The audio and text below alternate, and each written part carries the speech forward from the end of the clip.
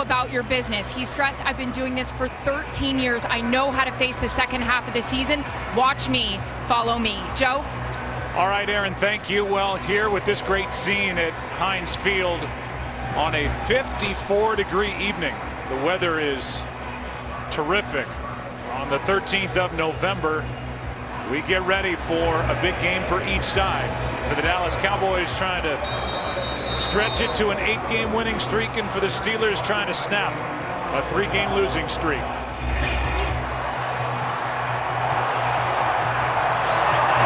Glad you're with us today on Fox as Whitehead will take a knee.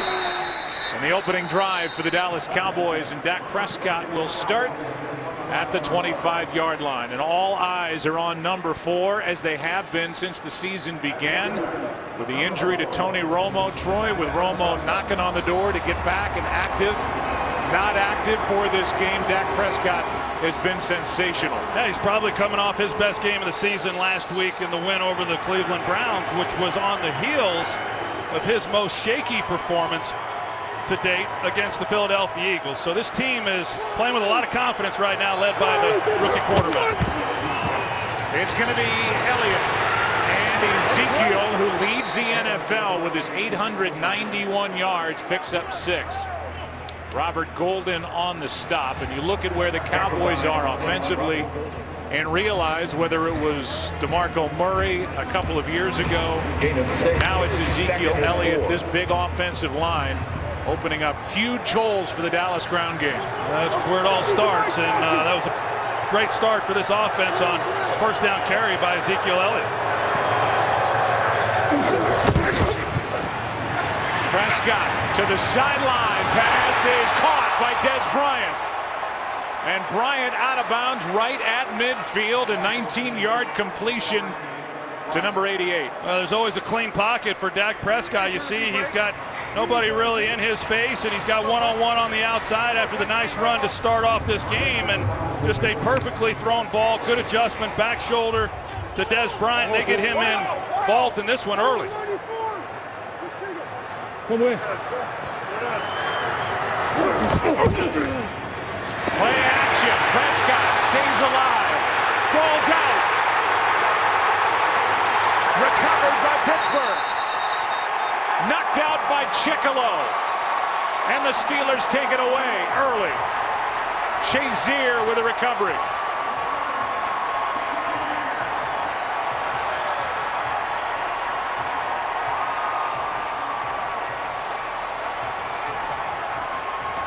Well, they're trying to bring Jason Witten across to make the block on Shazier, and he's just not able to get there. But give Dak Prescott credit, he's able to avoid that. But then, not sensing the pressure by Chickalo on his backside, and great effort by the Steelers, and Chickalo in particular, making a play on the ball. So the Steelers get a takeaway. Pittsburgh checks into this game tied for 18th. They're now even for the year in that turnover battle. And Shazier gets the recovery, and now good starting field position for Big Ben.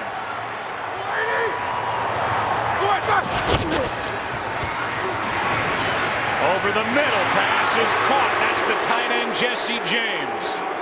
Good for 8. They have Jesse James, who just made his 25th catch. And they welcome back number 89, Ladarius Green, who's active for the first time as a Steeler, the former Charger, and their big free agent addition to this offense. We'll see him at some point today. And third fumble lost for Dak Prescott, wondering if it will lead to Steeler points. Bell, first down, Pittsburgh to the 26. Ben Roethlisberger is a 2-time Super Bowl champion. He had the knee injury against Miami. He missed the New England game, and the last 2 starts have not been good for number 7.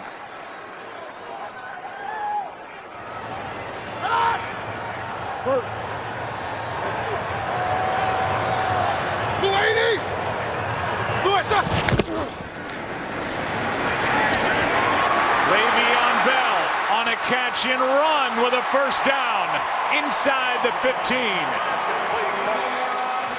We have a new audience that just joined us.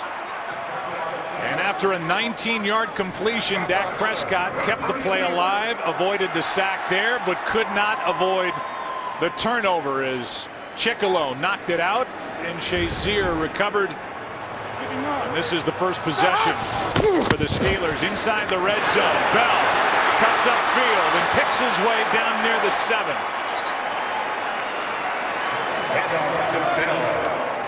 That's a good job along that offensive line. Right guard David DeCastro, he pulls around the wide receivers on the outside, blocking the corners, and it created a huge lane then for Le'Veon Bell.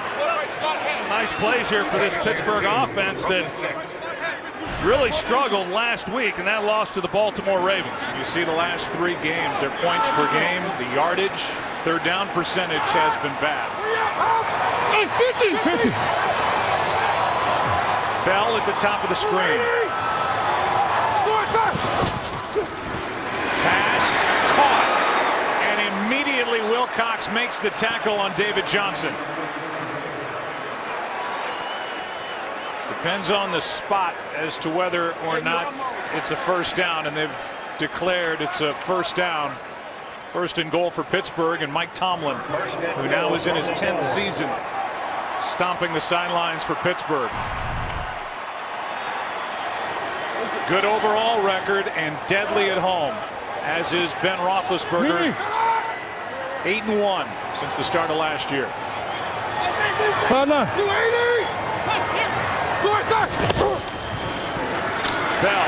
right side. Wilcox again. A gain of 1.5 yards. We'll see what the Steelers are able to do down inside here, inside the 5-yard line. Now 2nd and goal, but I like the job that offensive coordinator Todd Haley has done mixing things up. They go to the empty set. They pick up a nice gain to Le'Veon Bell. And one thing you don't worry about as much as you do with Dak Prescott, when Ben Roethlisberger goes to the empty set, you're not anticipating quarterback draw. 2nd and goal, and watch for Le'Veon Bell, who split out wide to the left at the bottom.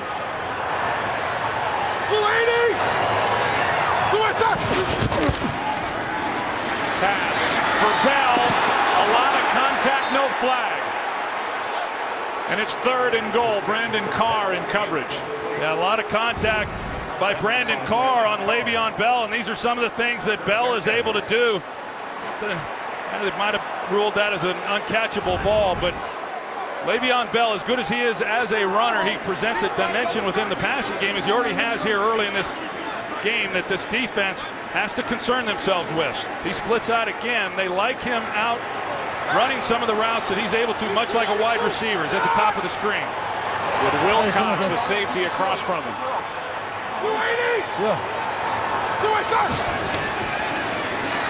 Pass caught. Bell, touchdown.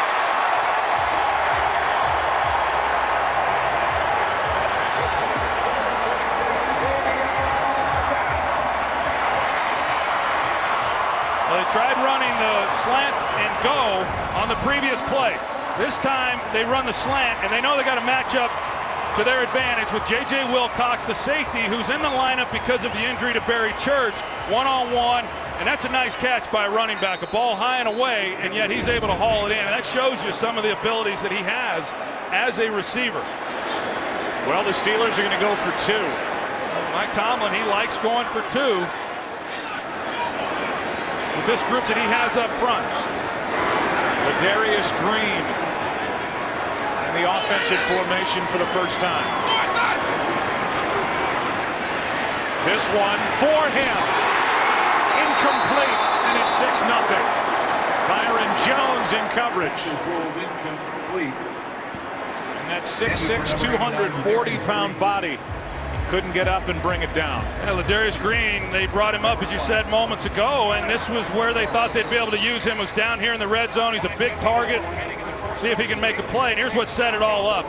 Prescott not feeling the pressure by Chickalo, and the Cowboys turn it over and give the Steelers a short field, and they take advantage of it. It was an 8-play drive after the turnover. 5 touches by Le'Veon Bell, and it was Bell who got his first touchdown reception of the year, showing the good hands. When he's healthy, first of all, he's missed a ton of games. 2 suspensions, a knee injury, So he's missed a lot of time. But when he's healthy, they can split him out like the Rams used to be able to do with Marshall Faulk, like the Bills used to be able to do with Thurman Thomas. I mean, it is a rare skill set what he brings to this offense for Pittsburgh. Yeah, and he has the same skill sets as what Ezekiel Elliott has for the Cowboys. Only he's proven it over a longer period of time. And you know, they're 3 down backs and they can catch the ball. The Cowboys haven't utilized the skills of Elliott like the Steelers have up to this point with Bell, but he's a dynamic player and can run all the routes from that wide receiver position. And he was obviously featured on that opening possession by the Steelers. It's his first touchdown since October 12th of last year, and the kickoff goes out of bounds. That's not a great start for free kick out of bounds. Kicking team number 9. The Steelers had a tough outing last week in the special teams and get the touchdown and then kick one out of bounds. That's not good for this defense that has to face this offense now starting at the 40-yard line. There's Dan Smith.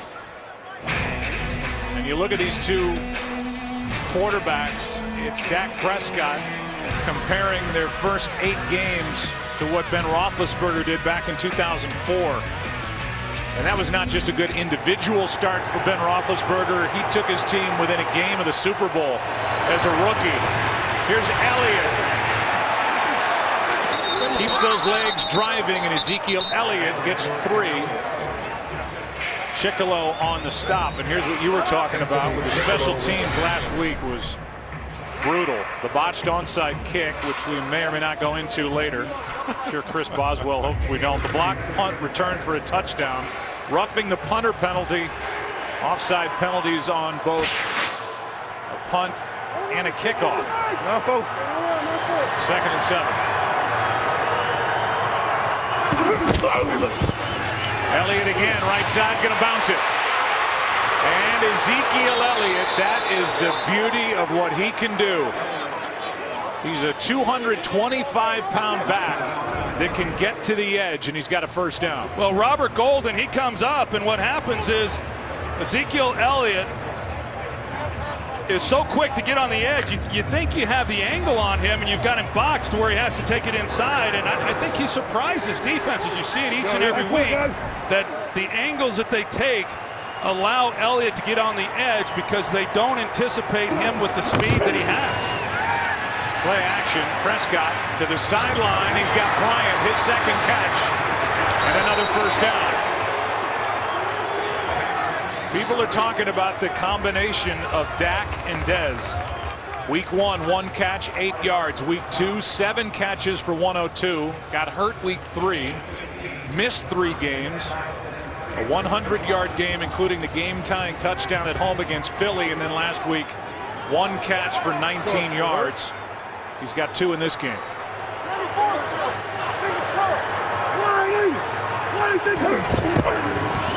Zeke. This is just line them up and see if you can stop it. And so far, teams in 2016 can't. Well, and I give Scott Linehan some credit in the way that he has designed this running game. That time they run Lucky Whitehead, who at times they'll hand him the ball on that jet sweep, and it helps keep the defense from collapsing then on Ezekiel Elliott. They'll also bootleg Dak Prescott to keep those guys honest on the outside, so they make you defend the entire field. Tyron Smith, one of a couple that moved early. False start. Offense, number 65. 5-yard penalty. Still second down. They also got movement from the guard right next to Tyron. Yeah, Ronald Leary, and he was a big questionable. He left last week's game with a concussion. There was some uncertainty as to whether or not he would be available. Of course, he had been a starter. He then gave up his job to Lyle Collins, who got injured, and he got a chance to play again. And quite honestly, I think this offensive line improved when he got back into the lineup and the way that they've been able to run the football. Let's go, Doug, we you.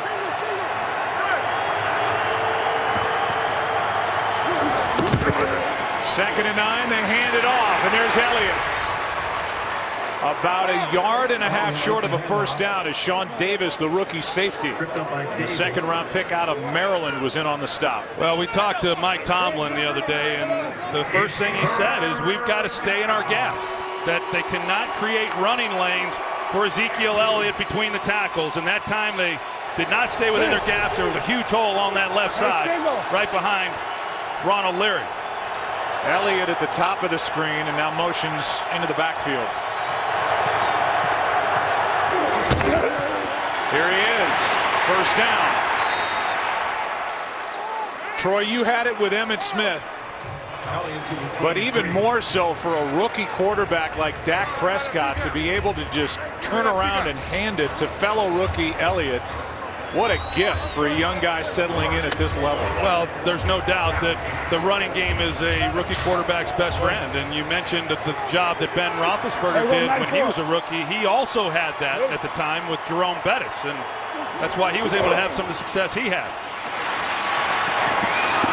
Dak and Dez not on the same page.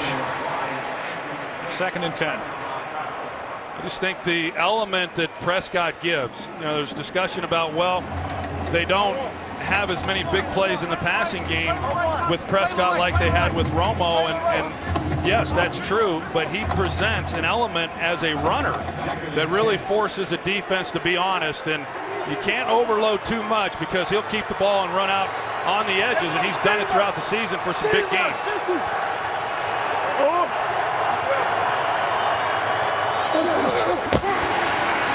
Second and 10, pass too high for Witten. Now 3rd and 10 as the Cowboys are inside field goal range for Bailey. They have loftier ambitions than settling for 3. Well, they worked outside to Jason Witten, and he had an opportunity to his go-to guy, Cole Beasley, in the slot. And the coverage, I'm a little surprised that Prescott didn't work his way, because you see he's one-on-one inside on Lawrence Timmons, and Cole Beasley, I don't know that anybody's been able to cover him this year. Dunbar out of the backfield in motion. Pass is caught by Williams, and Williams down inside the 20, short of a first down as he gets 5. And the field goal unit comes on for the Cowboys. For those of you just joining us, we've already had a turnover. Dak Prescott with a fumble forced by linebacker Chickalo, recovered by Shazier. And the Steelers went down and scored a touchdown on a throw to Le'Veon Bell. Went for 2, didn't get it. And now the Cowboys have marched it downfield and will try a 37-yarder to cut the lead in half. And Bailey, nobody better in the NFL. It's a 6-3 game in this interconference battle. Cowboys, Steelers on Fox. Today's game is sponsored by Southwest. Yes to low fares with nothing to hide. That's transparency. Well, the Dallas Cowboys have won 7 straight, their longest streak since a 7-game win streak in 2007. Last time they won 8 within one season was 1977, when they went on to win the Super Bowl, Super Bowl 12. Tony Dorsett's rookie year. The score for Dallas, it's a 6-3 game. And we look back. The strip by Chickalo. The touchdown to Le'Veon Bell. And after a field goal by Bailey, it's a 3-point game in Pittsburgh. Today's game is sponsored by Bud Light. Make the right call. Drink responsibly. Mid-50s day in Pittsburgh as the Steelers have it for the 2nd time. Quick throw. Brown out on the edge with a block from Eli Rogers. Anthony Brown forced him out, a gain of 5. You see Antonio Brown, and he's led the league in receptions each of the last 2 seasons and several thousand-yard seasons. And when he came in, they started moving him around in a lot of different positions. And I know Todd Haley feels that defenses have kind of caught up to him and at least have learned how to defense him from all the positions that he lines up in. Last week, just 2 receptions through 3 quarters. He finished with 7, but try to get him as involved as they can, especially early in these games. This is against Dallas. This is a free play and a big one to Rodgers. Scandrick came across too early. They threw the flag and Big Ben had a free play and he found Rodgers. Well, they bring Scandrick off the edge, so in order to cover Eli Rodgers, they've got to run Byron Jones over the top, and he gets out of position. Yardage is enough for a first down. Roethlisberger, who gets his hand hit as he's following through on that one, but because they get Scandrick and Byron Jones having to work over the top to cover Eli Rodgers, who runs an excellent route from that slot position, they really like that young player.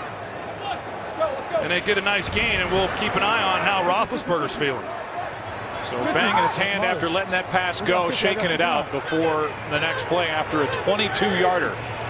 To Eli Rodgers coming off his first 100-yard game. Tight end James down inside the 35 to the 31.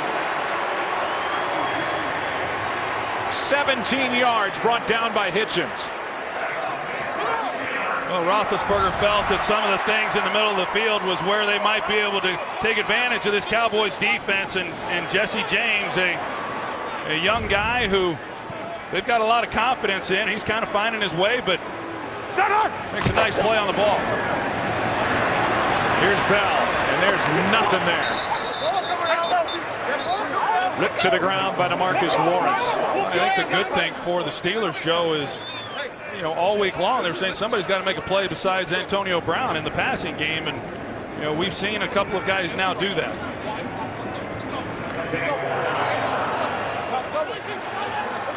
Second and 9.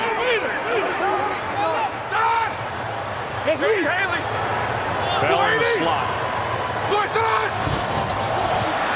Another free play. Taking a shot to the end zone, incomplete. Kobe Hamilton the target, but Ben drew the Cowboys offside. Well, you just knew with a veteran quarterback, as soon as he knew he had the yellow flag, he was going to take a shot. He had a free play and give your guy a chance. Defense, number 75 in the neutral zone at the snap. 5-yard penalty, will replay, second down. It's against the young defensive lineman Ryan Davis. It'll make it 2nd and 4. 50-50. Lin. Yeah, Lin. Hey, these two. Win. Done! Blunt man. Blue 80! Blue, stop! 2nd and 4, Bell. First down and more. To the 9.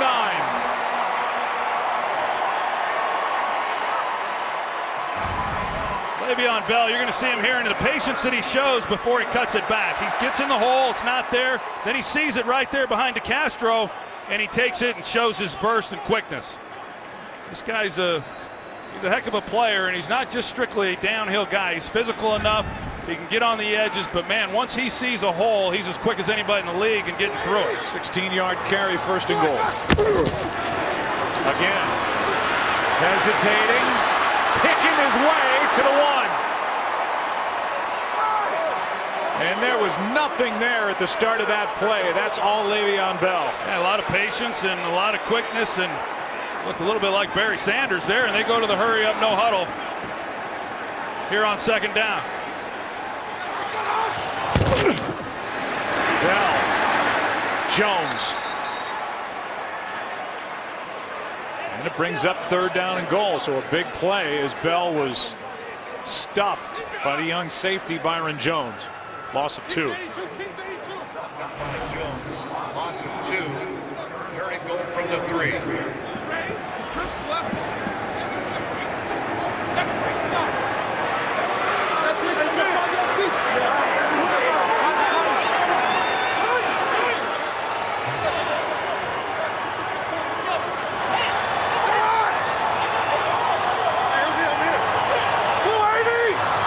Bell in the slot. Low snap. Roethlisberger. Pass is caught for the touchdown, Eli Rodgers.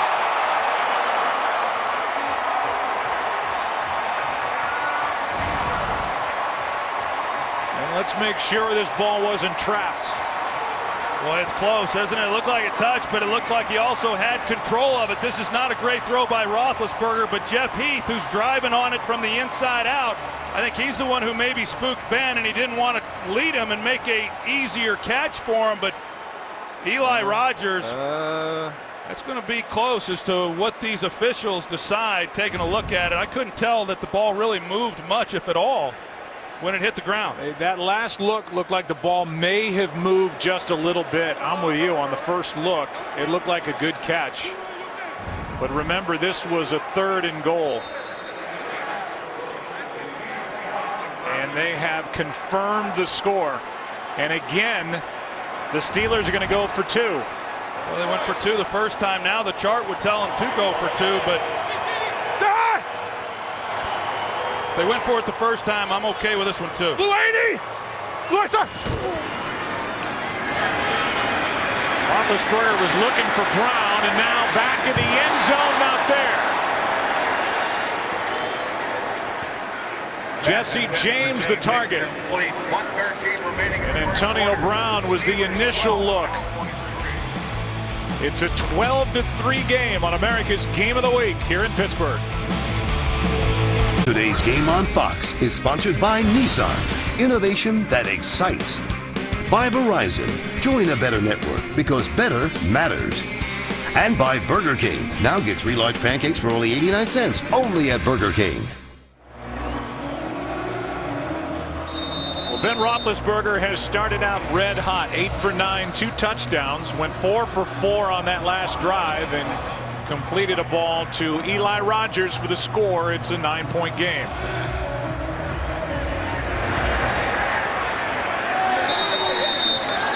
And the drive for Dallas, and Dak will start at the 25, down 12-3.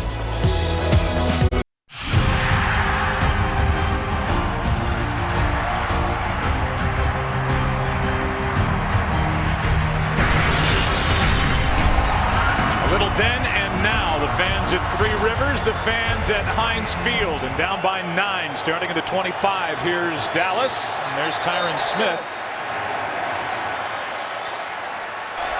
False start. Offense, number 77. 5-yard penalty. Still first down. That's 2 false starts against the Cowboys already. Yeah, a little shaky. You get in here on the road and hostile environment with this Pittsburgh crowd, and this isn't a defense that you want to be starting off 1st and 15. It's the 4th pre-snap penalty called on Dallas. 2 on offense, 2 on defense, 1st and 15. 94. Monday. Who's the mic? 50, Doug. 50. Blitz. Handoff to Elliott. Penalty flag flies. With Zach Martin rolling around on the ground, and we'll get the call from Blakeman. Holding.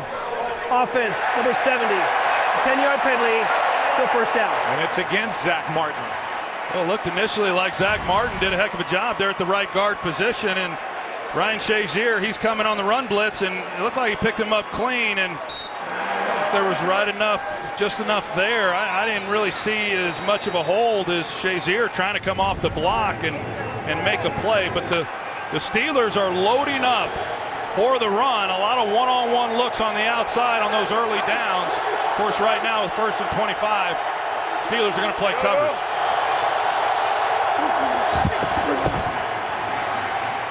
Pass is underneath to Beasley, and that's his first. We get a little bit of the yardage back as we're coming up on half a minute left in the opening quarter, and Artie Burns, the rookie, the 1st-round pick out of Miami, is down. His 2nd NFL start, coming off his 1st interception at Baltimore. And that will stop the clock with 33 seconds left. Opening quarter. Injury for the rookie. They look at Burns on the sideline as the Cowboys have 2nd and 18. Setting up a screen for Elliott with blocking. Huge play. Elliott into Steeler territory. Down the sideline. And in for the touchdown, no flags.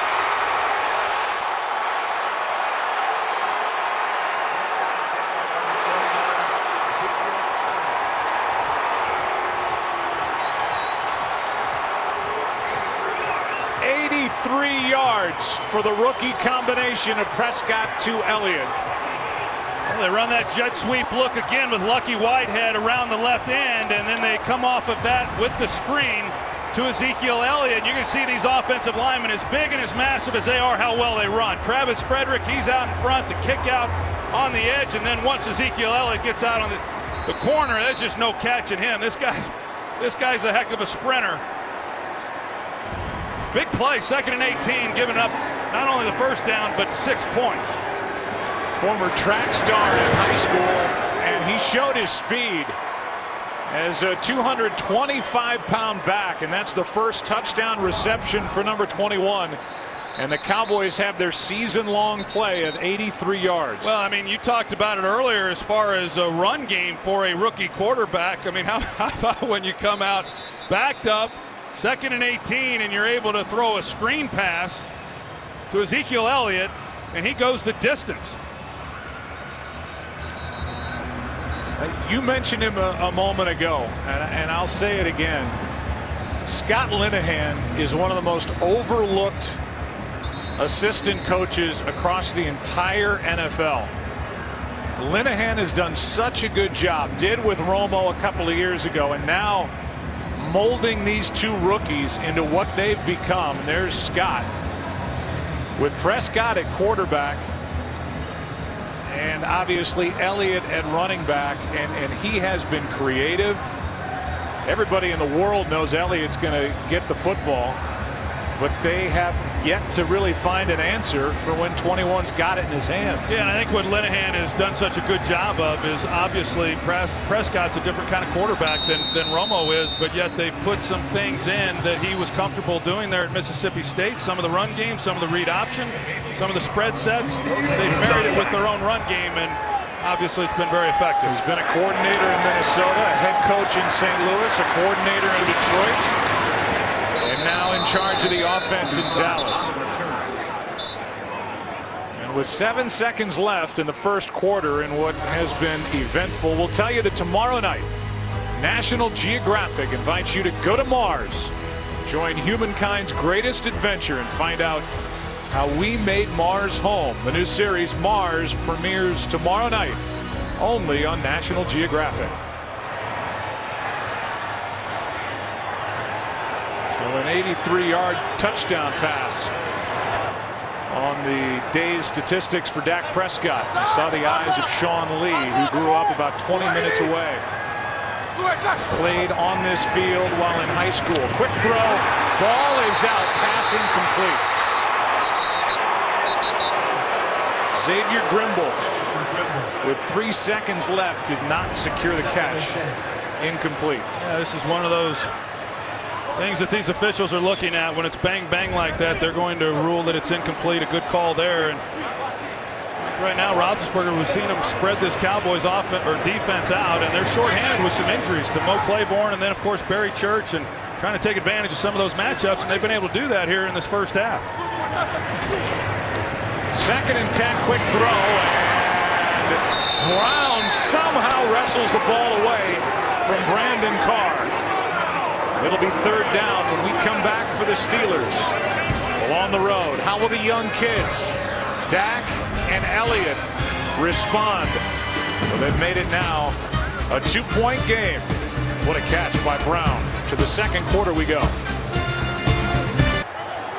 We start the second quarter, 3rd down and 1. Hey, Thunder! No, check, Thunder!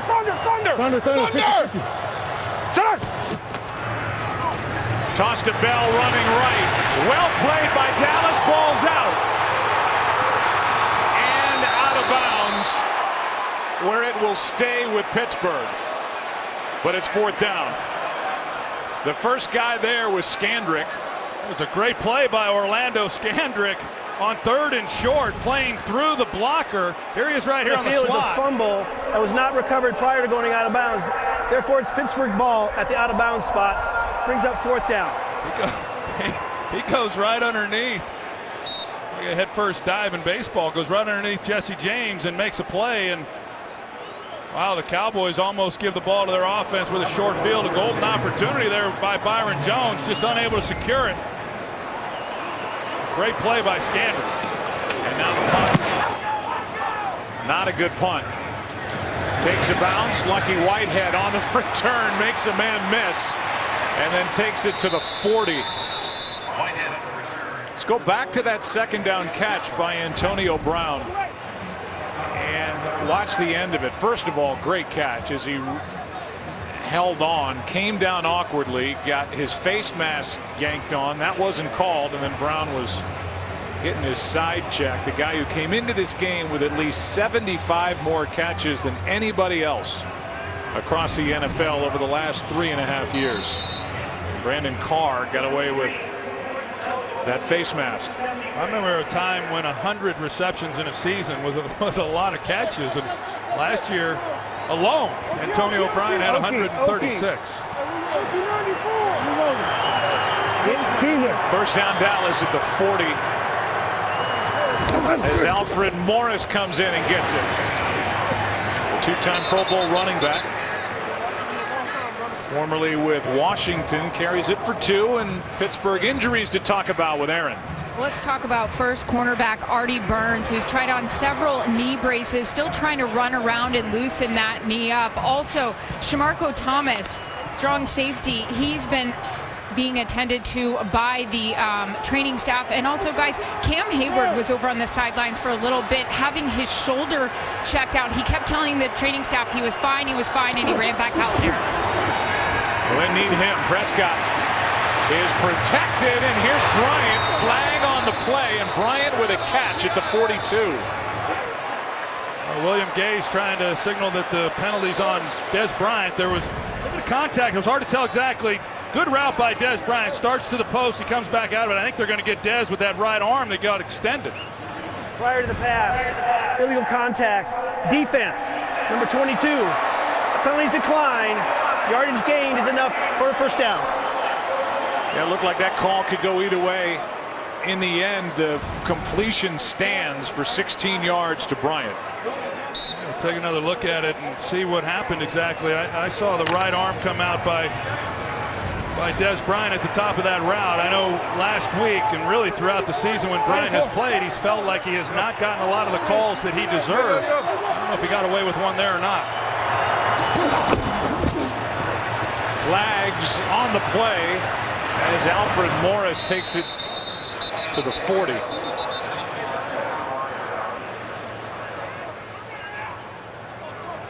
This happened, the penalty along the line of scrimmage just before the snap, and it's against Pittsburgh.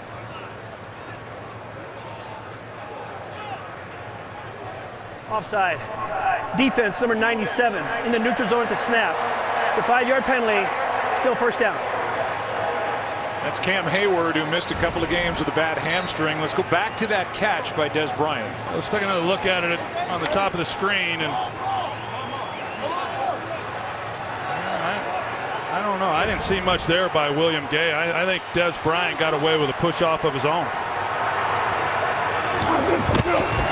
First down and 5, and Morris will pick up a couple over the left side. The flag comes down at the end of it. Holding. Offense, number 68. 10-yard penalty. Replay first down. They get dug free. The right tackle with a hold. Jeff Swaim, the backup tight end, came away from that last play with his shoulder hanging. Dug free, the right tackle, and yeah, I'd say that's beyond a hold. It's a takedown. That's 4 penalties now on the Cowboys offensive line.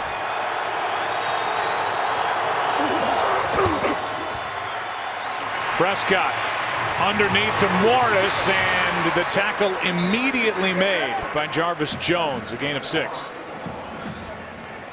It's one of the few times you see that Prescott gets pressure in his face. I think, one of the things that has really been good for him, in addition to having Ezekiel Elliott, is that the offensive line has really protected him in the middle and not given up much pressure and allowed him to throw with a pretty clean look. So what Dak and Elliott just accomplished, Ezekiel Elliott with the longest touchdown reception by a Cowboys running back since the great Herschel Walker, former teammate of Troy Aikman. Here is Alfred Morris. Jones on the stop. Third down coming up as Morris picks up 6. Well, what a nice luxury the Cowboys have when they're able to bring in their backup running back and a guy with the credentials of Alfred Morris, who of course was a starter as a rookie himself when he was drafted by the Washington Redskins. And last week they were able to utilize him a little bit more in the way that they won against Cleveland. He had the most work that he's had all season. This could be on the edge of 2-down territory for Dallas. Who's down? 3rd and 3. Who's the 5th one? Out here. No flag. Pass is dropped by Beasley, and now it's either a long field goal try, and that's the immediate call by Jason Garrett, or go for it on 4th and 3, and Bailey will come on and attempt the field goal, which will be a 53-yard try. Well within Dan Bailey's range, and a missed opportunity. Cole Beasley, who had a chance, he's just trying to really avoid the tackler and pick up the first down, but didn't secure the catch first. This for the lead. Man, he's good. Now 24 of 32 for Dan Bailey from 50 and beyond, and the Cowboys have their first lead of the night. Today's game is sponsored by Chevrolet. More 2016 J.D. Power Dependability Awards than any other brand. By Papa John's, the official pizza sponsor of the NFL. And by Microsoft Surface, the official tablet of the NFL.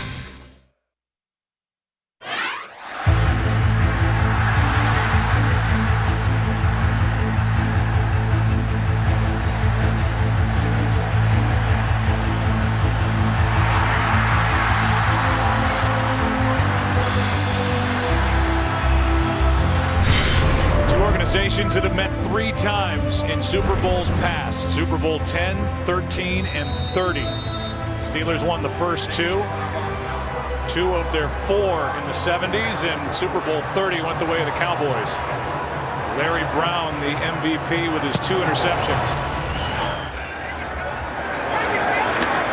And now down by a point, the Steelers, who have gone for a 2-point conversion twice already, will start at their 25. It's really something that Mike Tomlin did more of last year.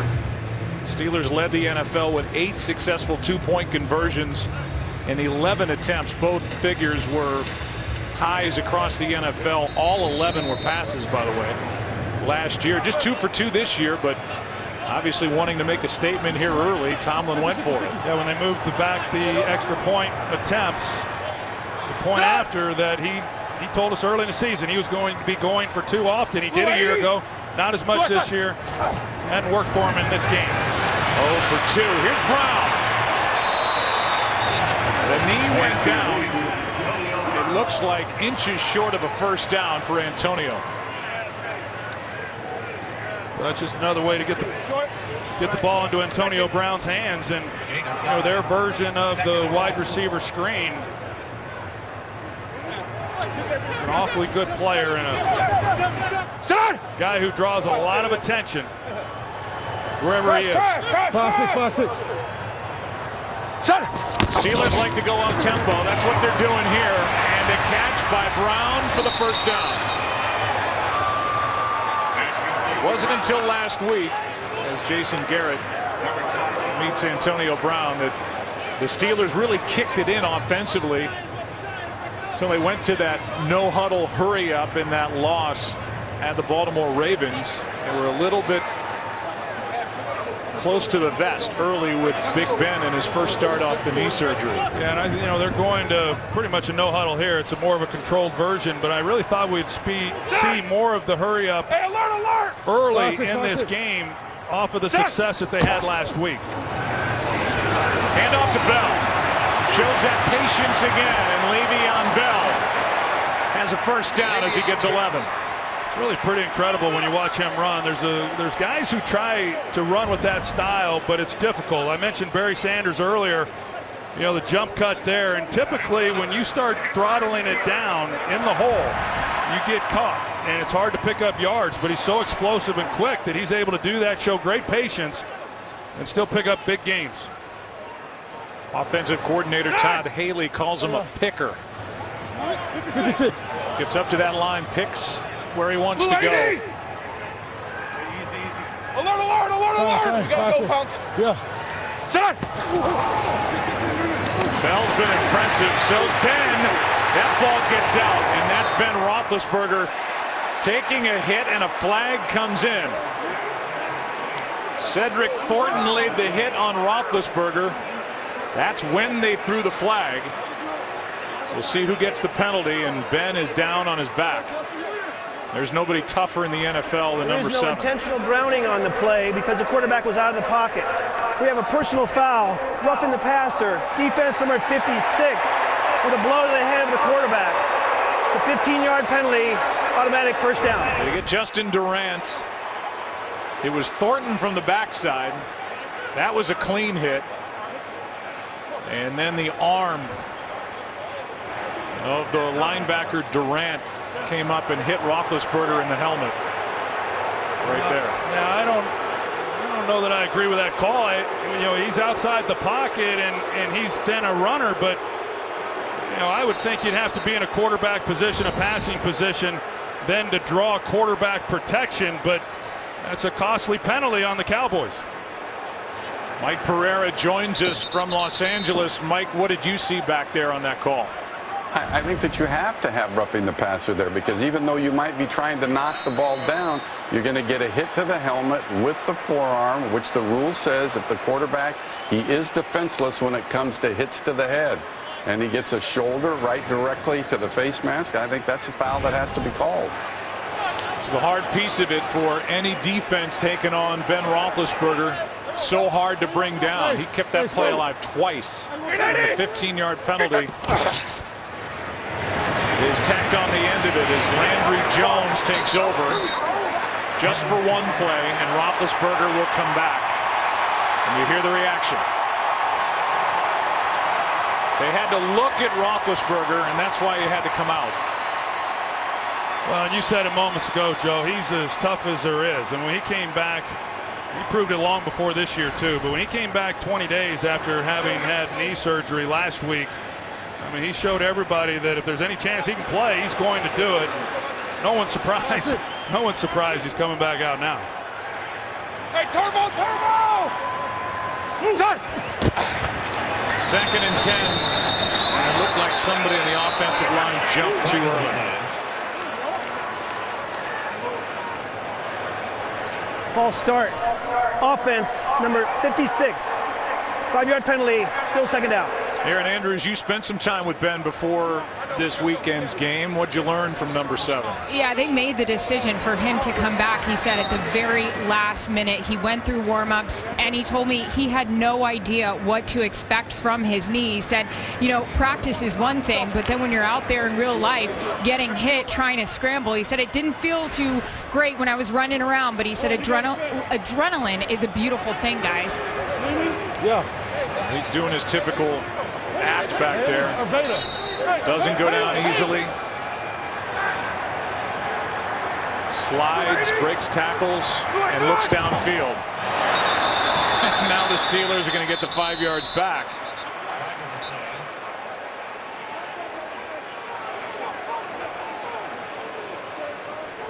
Encroachment.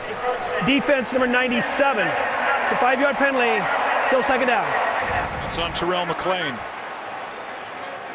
We've seen Roethlisberger here at home. He's been able to work the snap count and get the Cowboys now a few times. And it was interesting, you know, coming off of Aaron's report there that Roethlisberger, he's only scrambled or only kept the ball 7 times this year. And surprisingly, 3 of those runs came last week after his return from the knee surgery.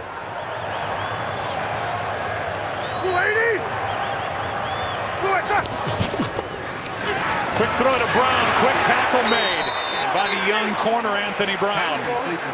And the rookie, who is not playing like a 6th round pick out of Purdue, makes the stop after a gain of 1. Yeah, that's what you got to do too. When you see that screen to the wide receiver, you got to drive on it before he's able to catch the ball and have some space between you. And Anthony Brown, he's had a heck of a rookie year. A guy drafted, as you said, in the 6th round, not expected to play as much as he has, but Orlando Scandrick was coming off the knee surgery. He had some hamstring issues, missed some time, and Anthony Brown's gotten to play quite a bit. 3rd down and 9. Cowboys back out of the blitz, and Roethlisberger finds his man. His favorite target, Antonio Brown, for a first down at the 25.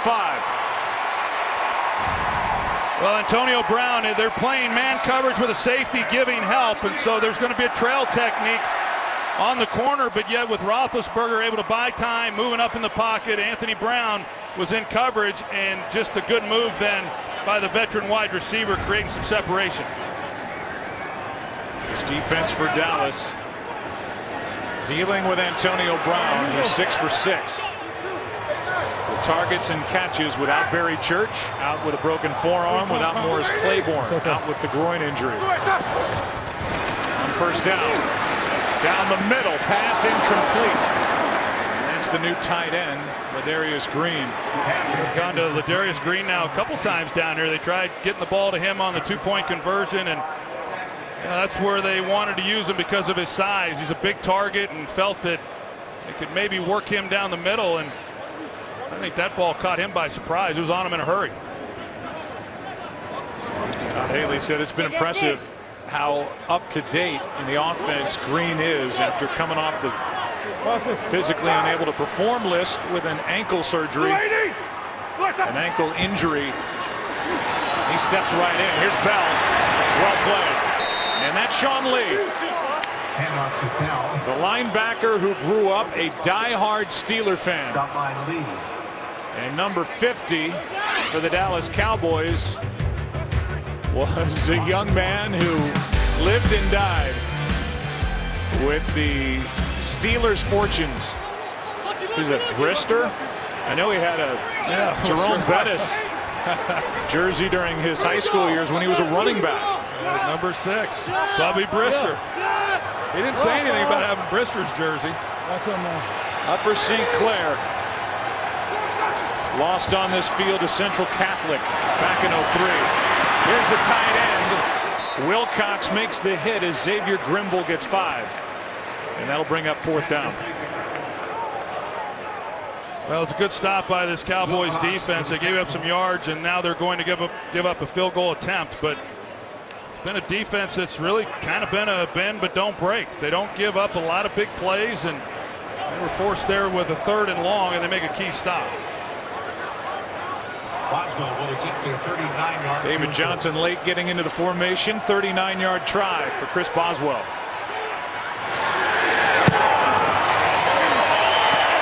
To put the Steelers back on top.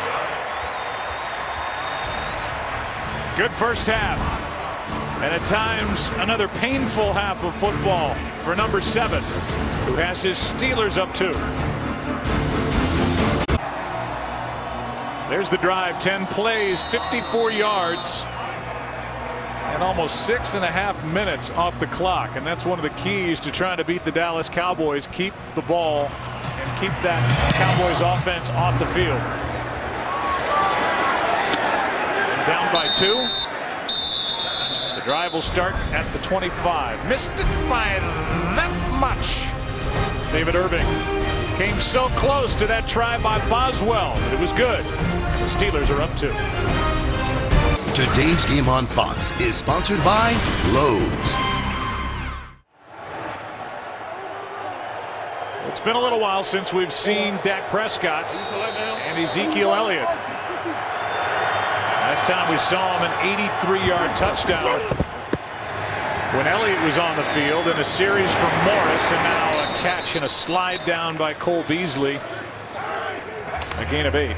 Well, you look at this first half and what's unfolded, and the Pittsburgh Steelers are controlling the time of possession. Some of that has to do, of course, with the turnover by the Cowboys, but this is an offense that leads the league in time of possession, over 33 minutes. So, as you said, the Steelers offensively, by being able to drive the ball, yeah, they got stopped and they had to settle for the field goal, but they've kept this offense for the Cowboys on the sidelines and have allowed their own defense to get rested up.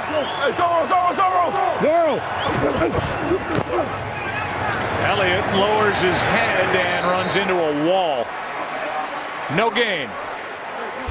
Tuesday night, college basketball action returns to FS1 with a Big Ten Big East showdown at the Gavitt tip-off game starting as Maryland takes on Georgetown. Then Nigel Hayes and Wisconsin collide with Maurice Watson Jr. and Creighton. The excitement begins Tuesday, 6:30 Eastern on FS1, 3rd and 2.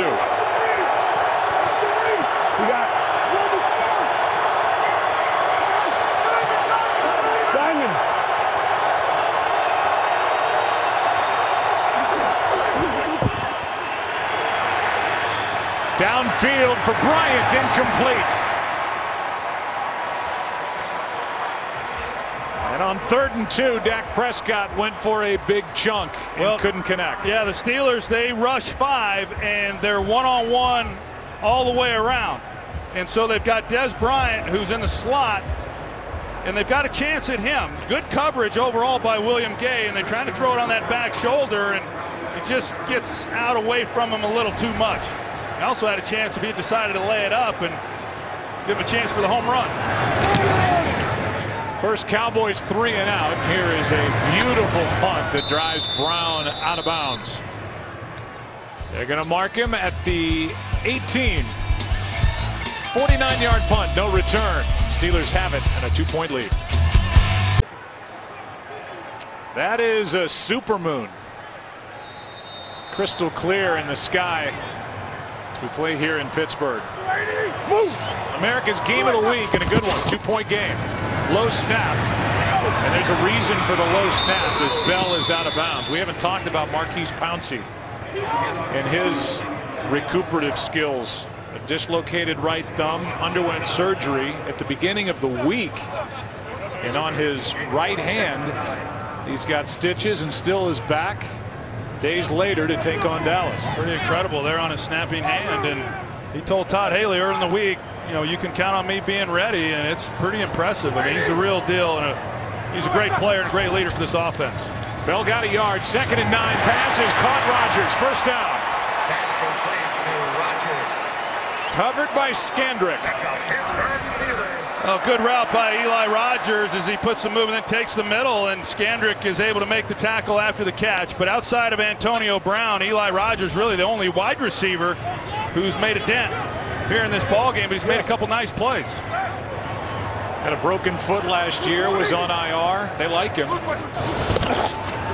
Somebody to take some of the load off Antonio Brown. Here's Bell out of the backfield. Plenty of room and a first down for Le'Veon Bell. And we're at the 2-minute warning.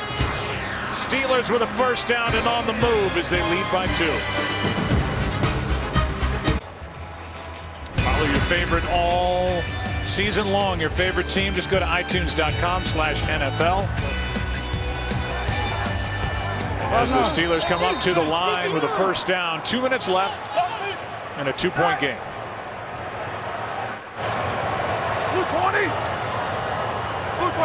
Bell in the slot. Pass caught Rodgers. Skandrick on the tackle. And a gain of 4. Such a weapon when you're able to spread out a defense. The Cowboys, giving help to Antonio Brown. They give some of those coverage looks, and to be able to work Le'Veon Bell and now Eli Rogers in the middle. Those are good matchups for the Steelers. Pass is caught for a first down. Brown to the 40.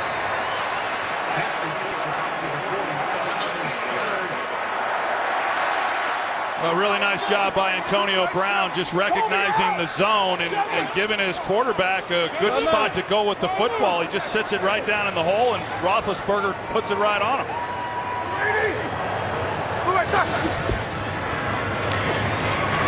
Home run ball toward the end zone. Incomplete for Sammy Coates. No flag.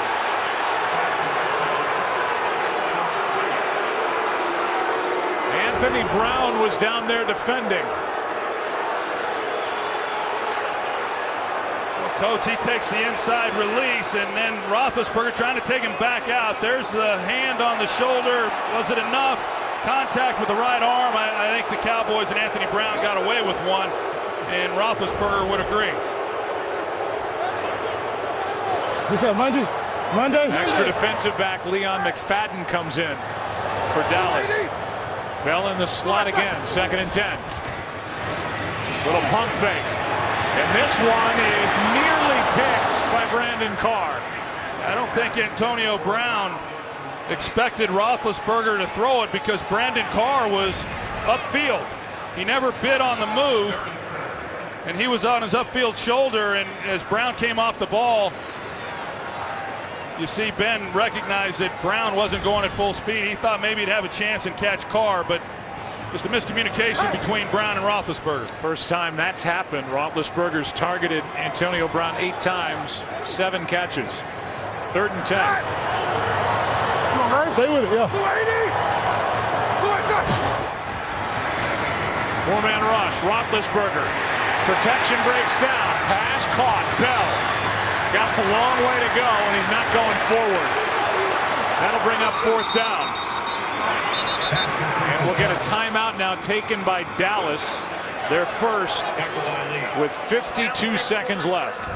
Well, there was plenty of time at least to get the ball out for Roethlisberger, but there was just nowhere to go with the football, and as he held it, then the Cowboys are finally able to get home. So Cowboys have not yet had a sack in this game, but at various times they've gotten a little bit of pressure, but for the most part Roethlisberger has had time. But give that defensive secondary some credit, making a stop on 3rd and long. Now Cole Beasley is back for Dallas. It's 4th down.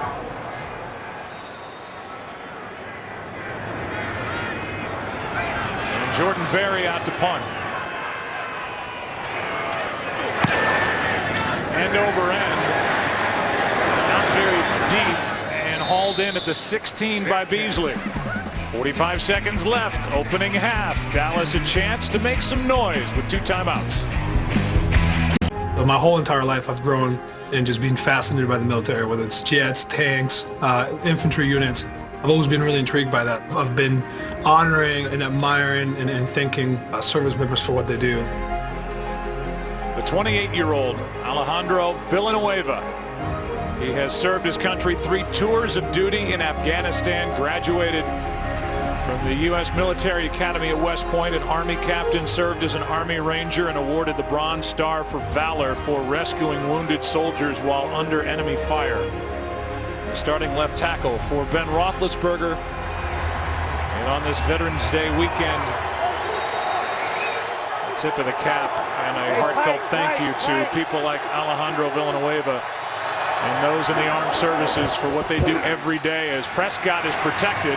Pass is dropped, knocked out, incomplete. Beasley couldn't make the grab, and William Gay forced it out of his hands. That's a couple times now that Beasley's had some opportunities and just unable to keep control of the football. William Gay, of course, makes a nice play here, knocking it loose. But I think right now we're seeing what the Cowboys think of Dak Prescott and his development here in his rookie year. I mean, backed up on the 16-yard line against the Pittsburgh Steelers on the road, and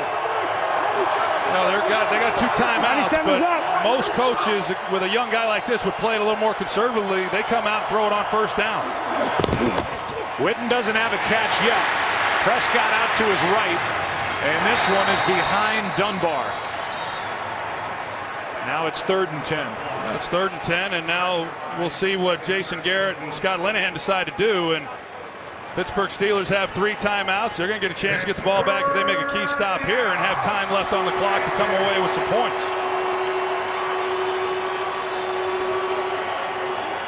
Got to be real careful if you're Prescott and they decide to throw it. A punt is okay.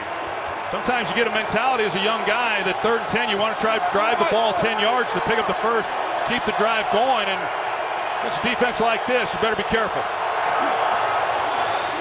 Blitz off the edge. Prescott steps up, and it's broken up. Beasley with Cockrell. A right hand to knock away that pass. 4th down. Well, it's a good stop. So the Cowboys come out, 3 consecutive passes. The clock stops. Nice play there by Cockrell. I see what Prescott saw. He sees Cockrell carrying the receiver on the outside up the field. He comes off of it, makes a heck of a play on the ball, and we'll see if the Steelers are able to take advantage. Brown waiting for the punt from Jones.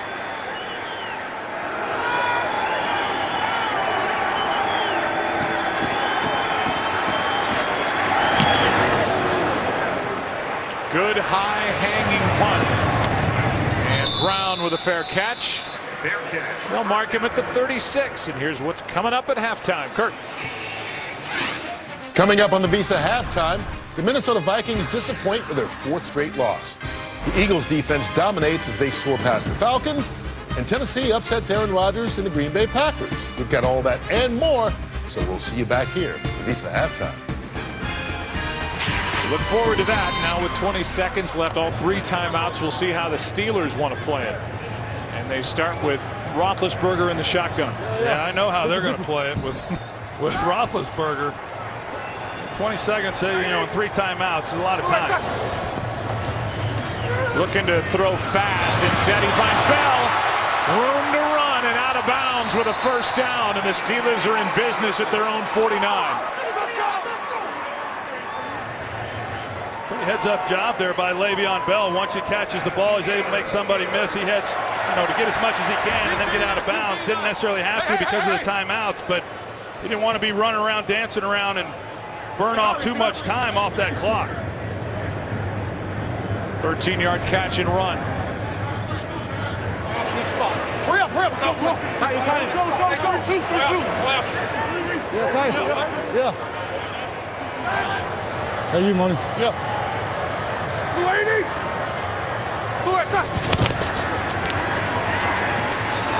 Pass is caught just short of a first down, and a timeout taken as Ladarius Green made the catch with Byron Jones all over him. 8 seconds left in the half. Some of the early game headlines and headliners. Mariota and DeMarco Murray. They just took apart the Green Bay Packers. The Eagles with a big win over the Atlanta Falcons. And the Chiefs in a stunner over Carolina, which you see the highlights of that. The Chiefs have won 5 straight as they get their primary quarterback back, Alex Smith. And now 2nd down and 1, 8 seconds. This has got to be something quick. Yeah, it's got to come out quick. They can work the middle of the field, but Roethlisberger can't be holding the ball long. And if someone catches it, and they've got room to run, they've got to know they've only got 8 seconds. They're going to have to get on the ground and call timeout.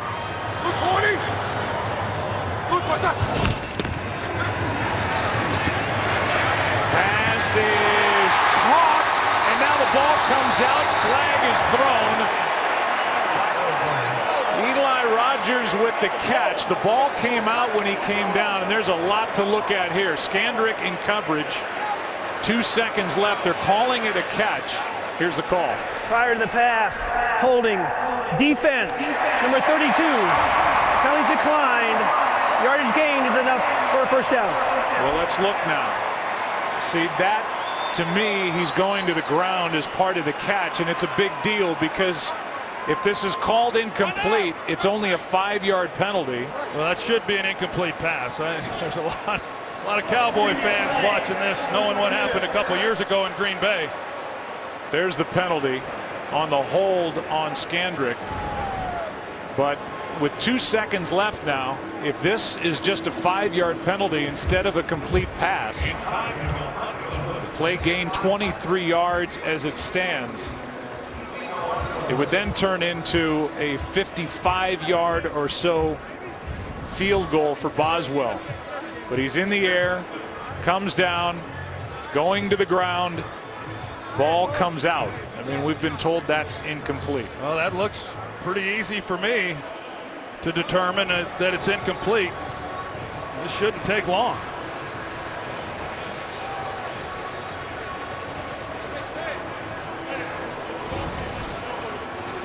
If this then goes back to a 5-yard penalty, you're looking at a field goal try of over 50 yards, and realize that the 53-yarder by Dan Bailey earlier in the half is the longest field goal made in the history of this stadium in an NFL game.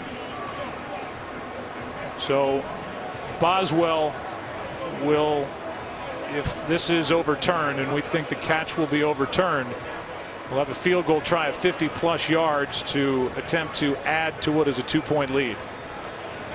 This is a notoriously tough stadium in which to kick field goals with the wind currents that come through here.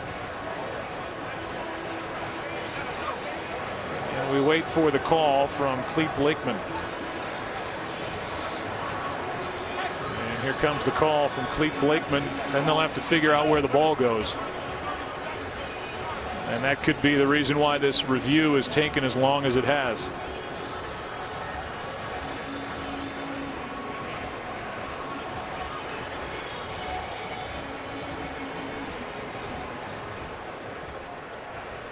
After review of the play, the receiver was going to the ground in the process of catching the ball, lost control. It is an incomplete pass. However, during the play, prior to the pass, we had a holding on the defense, number 32. That'll be penalized 5 yards from the previous spot with an automatic first down. But only 2 seconds left. And Boswell now will have a long field goal try in what is at the moment a 2-point game. It'll be a 55-yard try, which would be a career long for Boswell and the longest in an NFL game in the history of the stadium. Boswell 0 for 1 from 50+ this season.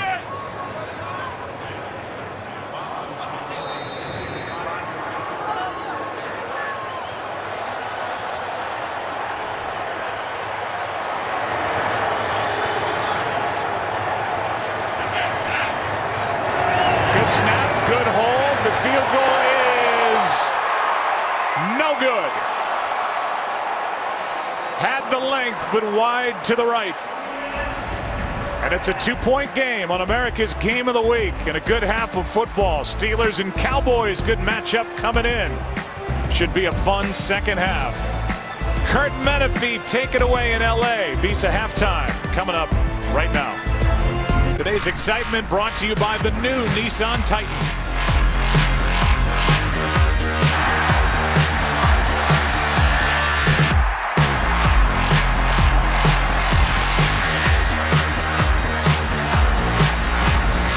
Was today's excitement brought to you by the new Nissan Titan. That early turnover on the fumble by Dak Prescott. The only turnover of that first half. And I don't really know, Troy, how to characterize the first half. I mean, it's close. It's a 2-point game, a lot of penalties, and really save for a couple of big plays, especially the big one to Ezekiel Elliott. No real highlights in that first half. No, you know, like you said, outside of the Ezekiel Elliott screen pass for the touchdown, 83 yards, you know, not many big plays. Cowboys have had a hard time sustaining drives. They converted their first one and missed out on some 3rd and shorts, and so they've not been able to play their game that they've been playing all season long. And the Steelers have been able to pile up some yards and do some things that we haven't seen from them in recent weeks. But, you know, of course, Tomlin deciding to go for 2, that's, you know, a couple points that they've not been able to get, but the Stranks first half there for both teams. Steelers will start the second half with the football at their own 25, and we'll take you down to Aaron Andrews. Well, you just mentioned that 83-yard touchdown by Ezekiel Elliott, and that was the one thing Mike Tomlin wanted to talk to me about. He said, you know, his defense has done a good job with the tackling and the pressure. But the one thing that he really touched upon with his team was that touchdown. He said, we can't allow these explosive plays to happen, especially when we know it's going to happen. I did ask both of these coaches, guys, what this game is going to come down to. Mike Tomlin telling me, we can't punt, they have to punt. Jason Garrett telling me, we've got to clean up these penalties. Yeah, it was a lot of penalties in that first half.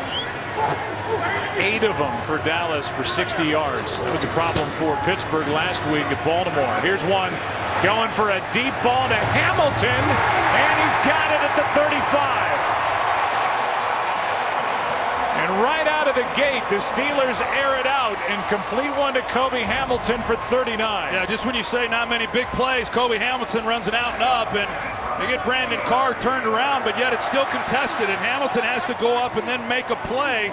he's able to high point it. He hauls it in with strong hands, and a good start for the Steelers offense. Ben Roethlisberger has always had a great touch on the deep ball. Does so many things well. That might be at the top of the list. 39 yards and now on first down. Play action, and that was a broken play. Back to the 39-yarder to Hamilton. You see from the pocket, and when you run those types of routes, then you've got to have some time in the middle. And you see Roethlisberger with a good pocket and plenty of room there to be able to step up and lay it out there. And like I said, Kobe Hamilton, good coverage. And even with Brandon Carr getting his hand on the ball, he's able to haul it in. And so, you know, hey, Mike Tomlin talked about it this week that they wanted to see some guys other than Antonio Brown make plays, and now Hamilton, he gets into the action. 8 different receiver Roethlisberger's found today. 2nd and 9. Now down the far sideline. Pass is incomplete. Antonio Brown made the catch, but out of bounds. His hands, his athletic ability, just off the charts, and out of bounds. Yeah, I think if Antonio Brown knew that he was that close, he would have been able to get his feet down, and I don't even know how Roethlisberger was able to give him a chance. Anthony Brown, the rookie, was in great position. Just a well-thrown ball, and they just miss on that one. Probably on the outer edge of field goal range for Boswell. 3rd and 9. Shelby, bro, Shelby. What?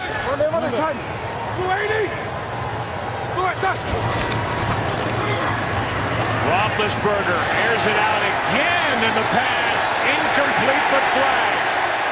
Kobe Hamilton and Anthony Brown.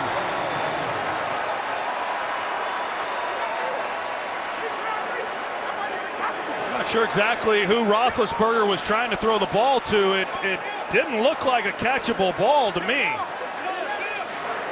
They go after the rookie once again, Anthony Brown. Pass interference.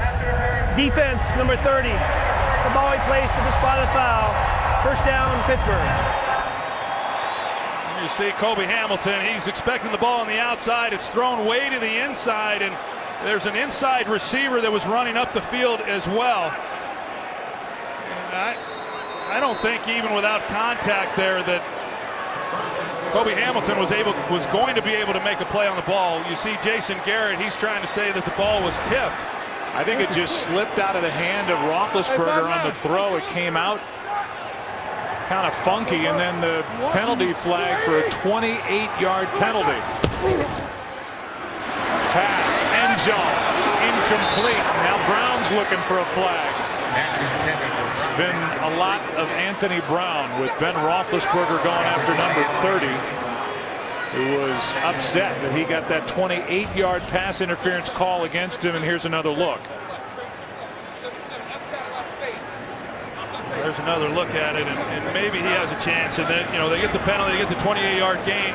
Kobe Hamilton, he goes after Brandon Carr, the first play, and hauls that one in. And ever since then, it's been deep shots on Anthony Brown.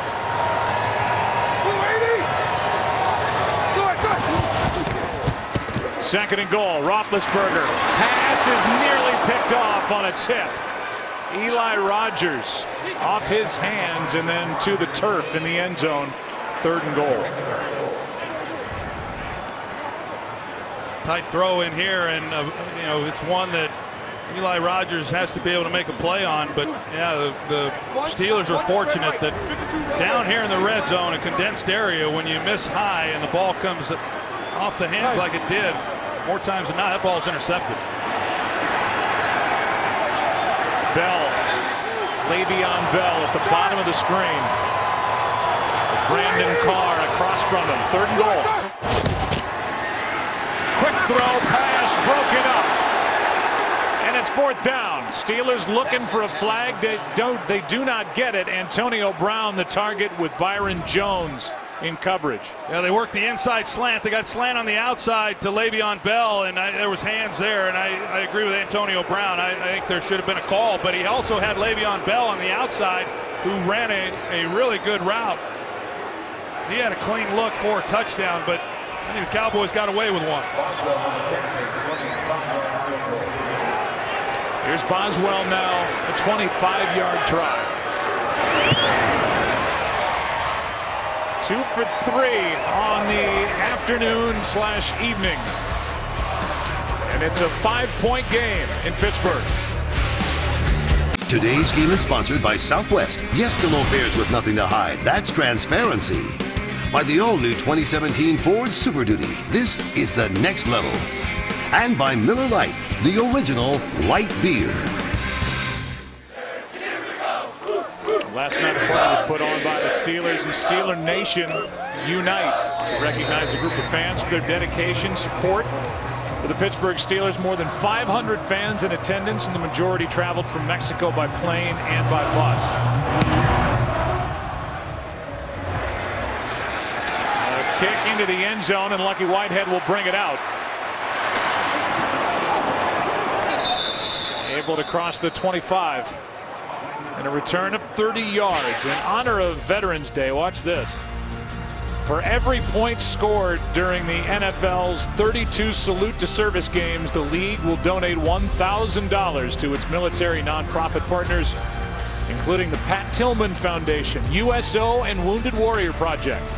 Join the salute and learn more. Visit NFL.com/salute. Oh, that didn't look like much fun, John. Jumping out of that airplane. But impressive. And now from the 26, here's Dak Prescott.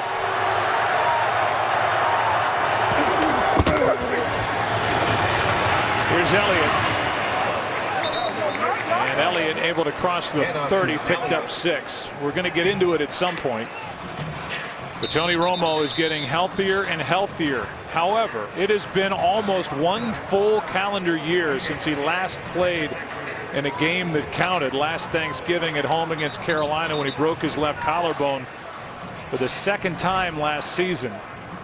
Obviously much better with Tony Romo, but that was done without Dak Prescott, who has taken the Cowboys to a 7-1 start and is putting up numbers that few have been able to in the history of this league as a rookie. Rookie tosses to another rookie, and Elliott is going to fight and get knocked down close to a first down for Dallas. Well, it makes you wonder just, how short is the leash on Dak Prescott, when this team struggles or when he struggles. Does it happen if they don't win this game here tonight? I don't have the answer to that, but it's one that everyone is asking, and I think you raise a good point, Joe, that Tony Romo, I think a lot of people look at him and they think of the 2014 version, and granted, he didn't play very many games last year, but the ones that he did play, he didn't play particularly well. And then, of course, we know about the injury. So I'm as interested as anybody in seeing exactly what happens when Prescott hits that bump in the road. Here's Elliott with a first down carry. The numbers for Romo are terrific. 78 and 49. But he's got just 2 wins on his postseason career, 2 and 4. He's thrown for over 33,000 yards. His winning percentage is tremendous regular season. He's also 36. And for the 14th year pro, he's got to work his way back into shape.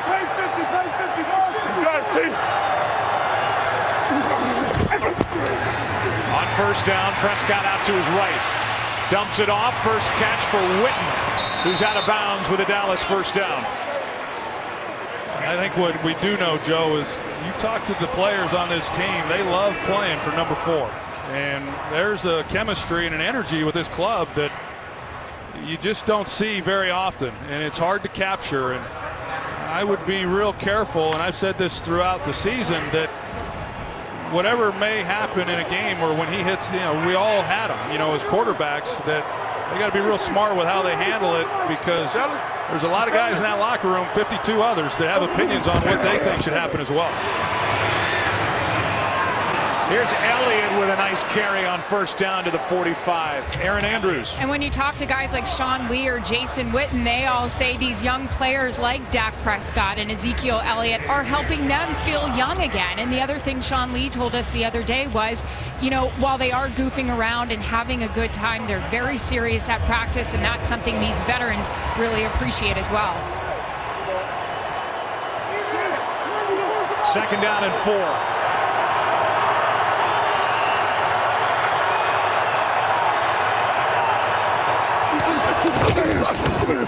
Here's Elliott. Delays a bit. Forward progress is about a yard short of a first down. It's 3rd and 1. And just to finish on Dak Prescott, a guy who didn't run many huddles in college. Jason Witten, who by the way is probably Tony Romo's closest friend on the Cowboys team, said from day one when Prescott stepped in, he has commanded the huddle. He's friends to the defensive lineman, the long snapper, LP Ladouceur. You go across the team, this guy's got a relationship with every one of them, and they love him. Yeah, and even last week when he had to show some leadership with Dez Bryant, calm him down. Bryant came out after the fact and said he really appreciated the way Prescott handled it. Here's Elliott. He is now 3 for 3 on 3rd and 1 in this game, and it's a first down for Dallas as they trail by 5. You're going to see Ezekiel Elliott as he makes a guy miss right in the hole. Right there. You got a linebacker, Lawrence Timmons, who's unblocked and there to make a play, and I've been asked a lot here this year, you know, comparing Ezekiel Elliott to Emmitt Smith, and the one thing that I believe they have in common is they can make that first guy in the hole unblocked like we saw there, miss as well as anybody I've seen. Emmitt made a career out of it, and through 8 or 9 games now, Elliott is as well. Prescott airs it out for Dez Bryant, incomplete. And Prescott ends up on the ground as he was under pressure. Well, Alfred Morris, he has to help in pass protection, but Prescott, he's got pressure right in his face. He knows he's going to get hit, tries to deliver the football, and a good route on the outside by Dez Bryant, just a ball that sails on him due to the pressure. Ryan Shazier and James Harrison there to take him to the ground.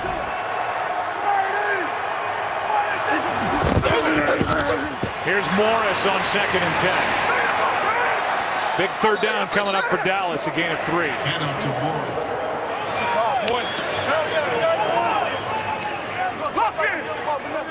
Meanwhile, the decision a little easier when Tony Romo's in a sweatshirt on the sideline. Likely will dress next week. Everybody's eyes on number 4 on 3rd down and 7.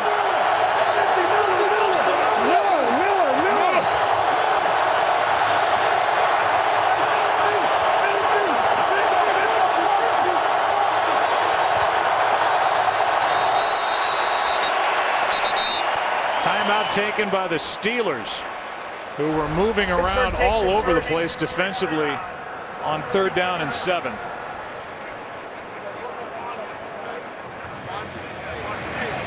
So a timeout taken by Mike Tomlin. And before this 3rd and 7, we'll have a chance to bring you into the broadcast booth. As Prescott comes to the sideline, Joe Buck along with the Hall of Famer Troy Aikman, and as we just put a bow on the whole Tony Romo situation, is something that's not going to go away for the Dallas Cowboys. They have a guy who's a multiple-time Pro Bowler that's going to be the backup, it would appear.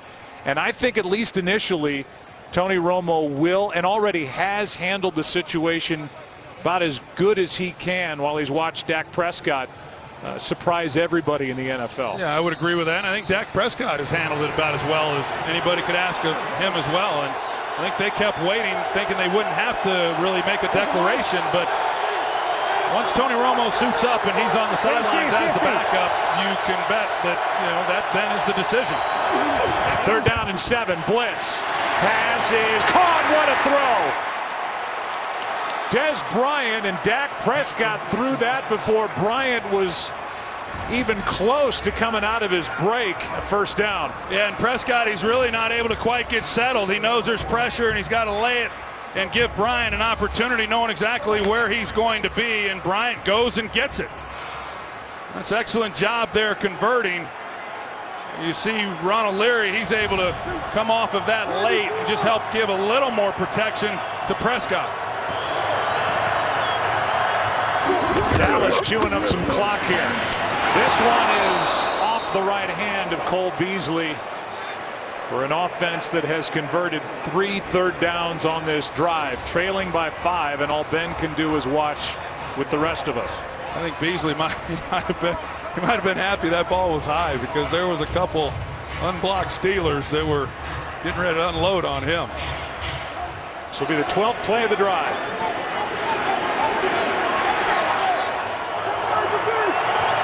Cowboys lead the NFL in drives of 10 or more plays coming in.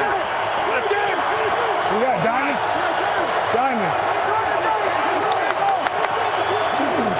Just got it away. Pass caught. Dez Bryant goes backward a bit. Lost a little forward progress, and Artie Burns, good to see him back in the game after leaving with injury in the first half.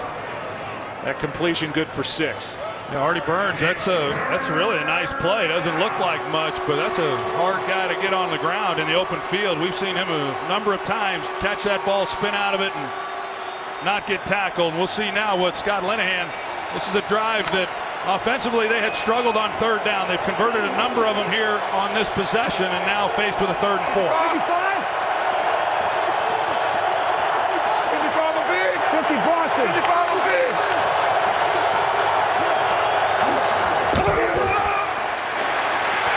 Prescott is sacked back near the 30. To it. And Harrison.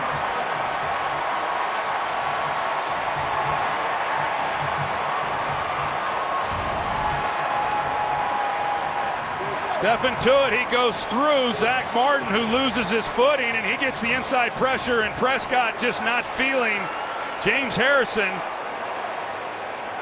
to his backside. He holds on to it thinking maybe he can escape. Harrison finishes him off. 46-yard try by Dan Bailey.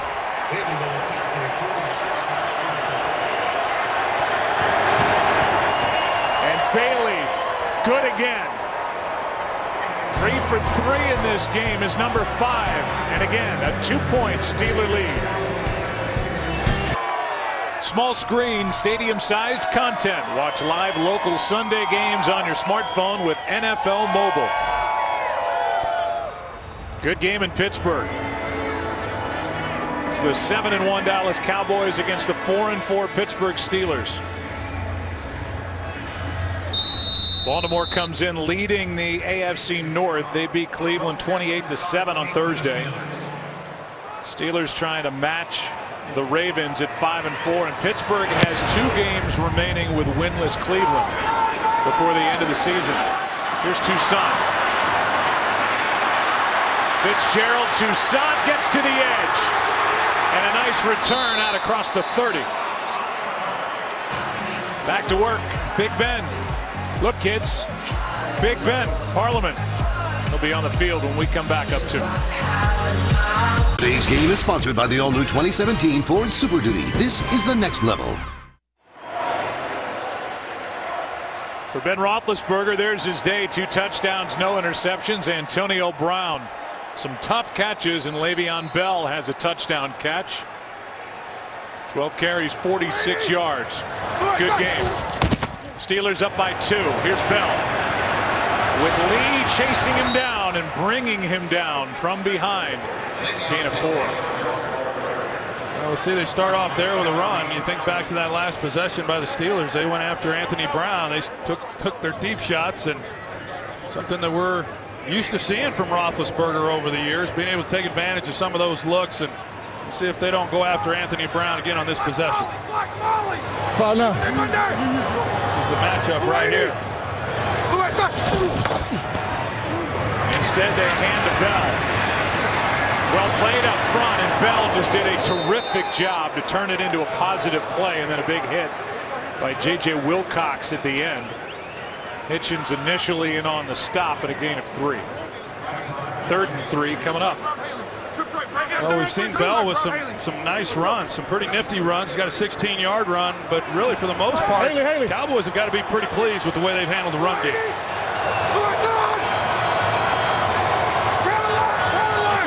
Yeah. Hey, 31. Hey, we base. Hey, slow down, man. You got him. Third down and 3. Roethlisberger brought down from behind. DeMarcus Lawrence.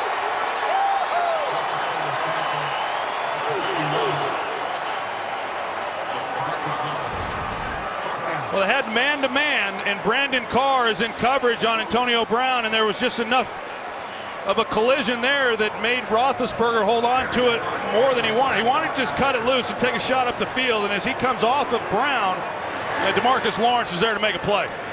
DeMarcus was suspended for the first 4 games of the season. Here's a good punt. Driving Whitehead back. Little room to maneuver. And lucky Whitehead to the sideline. Cuts it back. Still going. Got a big block, and the punter got smoked. It was Keith Smart with a block on Jordan Berry.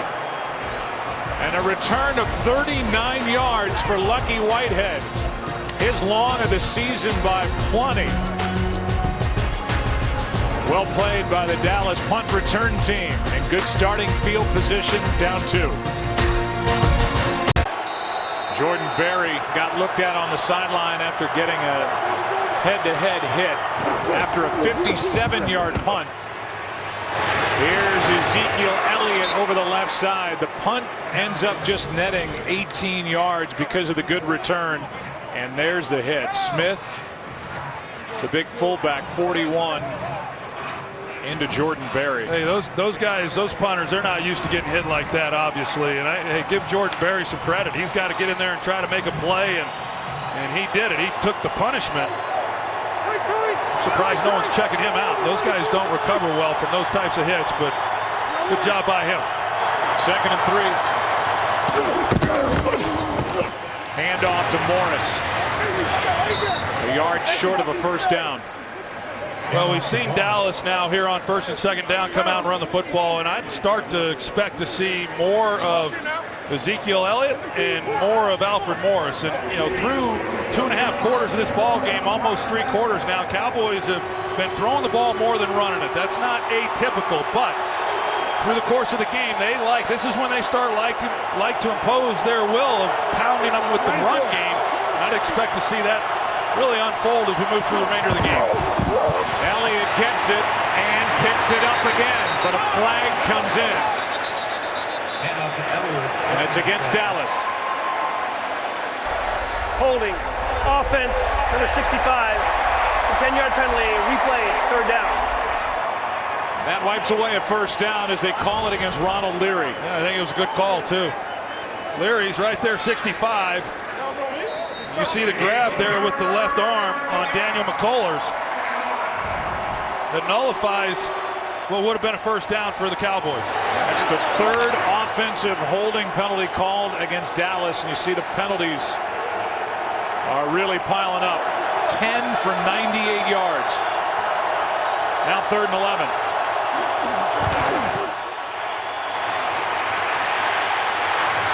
This one downfield, pass caught, touchdown Dez Bryant.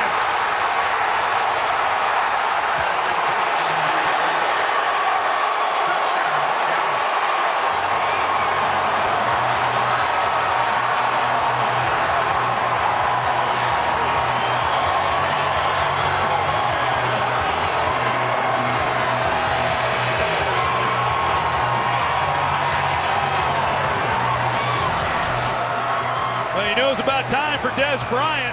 It's one-on-one man coverage on the rookie with Artie Burns and some contact down the field, but Prescott with pressure. They bring the inside linebacker blitz, and Prescott able to move just enough to his left and really throw a perfect ball. And Dez Bryant bobbles it for a moment. He hauls it in. A big 3rd down conversion for 6 points. Troy, that was 50 yards on 3rd down and 11. Set up by the punt return by Whitehead. And on America's Game of the Week, in this great interconference matchup, Cowboys, Steelers, Dallas up 5. Dez Bryant gets the touchdown. One of the best things that you can say about Dak Prescott, the game has not been too fast for him, and he's been able to find the open guys opposite Dez Bryant. Well, in this game, with people talking about that relationship all week long, Dak Prescott is able to find big number 88 for a 50-yard touchdown and a 5-point lead. Let's go back to it. Yeah, the defensive coordinator, Keith Butler, he decides to bring pressure, so they're going to blitz these guys, and then the safety has to then work to the middle of the field. That allows one-on-one up top with the rookie Artie Burns on Dez Bryant, and a lot of times for a young quarterback, when you bring pressure, it cleans up the looks because you know you've got one-on-one, and Prescott's able to buy some time, and he lays a perfect throw to Dez Bryant, who is having a heck of a day. He's a guy who they've targeted a lot, has not always caught a lot of balls, but in this game, targeted 9 times, 6 catches, well over 100 yards receiving, none bigger than a 50-yard touchdown. From the 25 now, a screen, low throw caught by Bell, and Bell got popped. Terrell McClain crashing down on it, a gain of just 3. Dak Prescott came into this game with only 1 completion of 50 or more yards in his rookie season. He has 3 total now. He's got 2, 1 in this first half to Ezekiel Elliott, and now the go-ahead touchdown to Dez Bryant. Well, we talked about it earlier. There haven't been a lot of big plays in the passing game for the Cowboys this year. But boy, you get the running game going, and it kind of opened some things up for some one-on-one looks. That was, of course, 3rd and 11, but Keith Butler, he decided to bring pressure, try to get the ball out of the rookie's hands quick. He buys some time, and then you get exposed on the outside. A medical timeout. Number 66 for Pittsburgh must go out for 1 play for medical situation. Well, now David DeCastro, Pro Bowler from a year ago, is going to have to leave, and he has no say. They bring in B.J. Finney to take over at guard. And evidently either somebody on the field, one of the officials, saw something they didn't like on the part of David DeCastro, or the medical personnel up top, so he has to check out. And that's why. We showed you the replay going to commercial break as David DeCastro got a shot to the head, and now they look at DeCastro on the sideline. That blue hatted man is an independent consultant to be there in the huddle and make sure that DeCastro is okay to continue after this play. 2nd and 7. Catch is made by Bell, and Bell is going to be wrestled down just short of a first down by Damian Wilson. And here comes DeCastro back into the game. So now 3rd down and 1. So he passed the tests on the sideline. They didn't have to take him into the dressing room. They get their Pro Bowler back. Wow. A lot of confusion by the Steelers there. And they have had 12 men on the field. Either way, it was a flag before the snap. We'll have to see what the call is from Cleve Blakeman. Yeah, we'll see how they sort this out. This could be a very costly penalty for the Steelers. There is no foul for defense or offense having twin men on the field. They're in the process of substitution. Still 3rd down.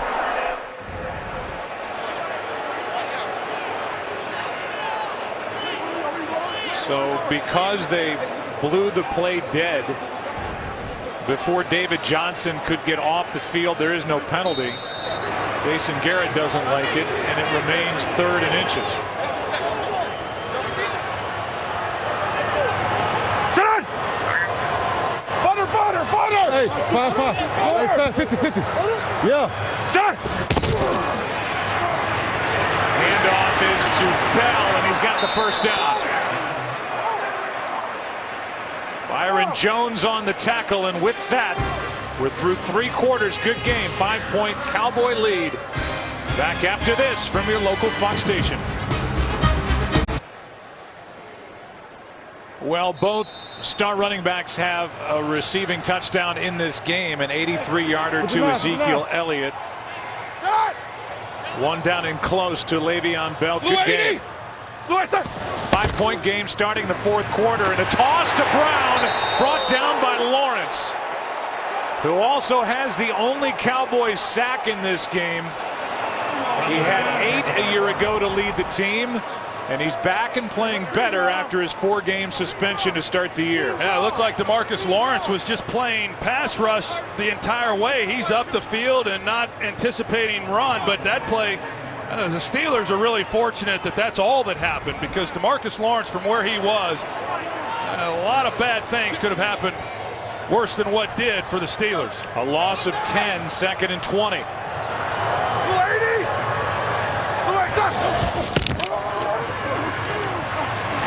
Pass is caught. That is Ladarius Green to bring up a more manageable 3rd down, as Green is good for 11. That's all Roethlisberger was trying to get done there. Backed up on 2nd down, try to get enough yardage. Cowboys playing coverage to make it at least manageable at 3rd and 9. Gain of 11, 3rd and 9. What a job Rod Marinelli has done with his defense.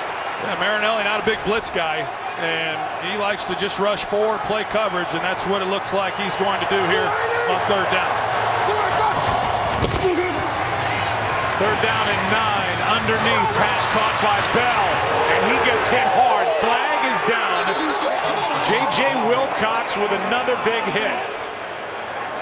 And the call is against Pittsburgh. Illegal use of hands, offense number 77. Penalty declined, brings up 4th down. It's against Marcus Gilbert, and J.J. Wilcox has been hitting hard. Well, Joe, this is a huge hit by Wilcox. He comes in, and Le'Veon Bell, that's one of those that you're not sure the guy's going to get up. But when he first caught the ball, if he makes Byron Jones miss, it looked like he was going to be able to pick up the 1st down. Now you had the penalty on Marcus Gilbert, but J.J. Wilcox just levels him. Playing in place of the injured Barry Church. Out with a broken forearm. Here's the punt. Last time we saw Jordan Berry, he got hit hard, and here he hangs one. On a good punt to the sideline, the Cowboys have the ball. 45-yard punt. They also have a 5-point lead. Today's game is sponsored by Audi. See exceptional offers on select models during the Season of Audi sales event. And by Burger King. Now get 3 large pancakes for only 89 cents, only at Burger King. Dan Rooney's Cardinal Wuerl North Catholic Trojans lost their playoff game to Neshannock Lancers on Friday night. Mike Tomlin's son and Joey Porter's son both play on that team. Here's Elliott right side on 1st down. Told you Dan Rooney went there. The 84-year-old Hall of Famer, former ambassador to Ireland, 2009 to 2012 for President Obama, and there he is at North Catholic, a quarterback in the class of 1950. One of the class men in the history of the NFL. Well, we don't get a chance to get to Pittsburgh often, but when we do, it sure is good to see Mr. Rooney, and we got a chance to see him on Friday. It means a lot to this league. Prescott throws behind Witten, pass is caught. A yard shy of a 1st down as Timmons makes the tackle, a gain of 7. 3rd down and 1 coming up. Big 3rd down here. And the Steelers overall have done a decent job on Ezekiel Elliott. He's averaging close to 5 yards a carry, but his longest run just 8 yards. That's saying a lot. Trying to keep him bottled up, and can they make a stop here on 3rd and 1? Give the ball back to their offense with a chance. Late substitution for Dallas. They bring in an extra offensive lineman, Joe Looney. Play clock at 5. It's Elliott who cuts back and won't get it. Play made by Sean Davis, the rookie. And a good job by the 2nd-round pick out of Maryland. It's 4th down. Yeah, one of those rookies who has contributed to this team and has gotten more playing time. He just shoots it. He's able to get in there, and 3rd and 1, you can't wait. You got to go, and he does, and that's an excellent job. He's going to come right in here, and he makes a play, and then of course Lawrence Timmons is there as well, but it's an outstanding job by this Pittsburgh defense to force a 3-and-out. Defense comes into this game 24th ranked in the NFL.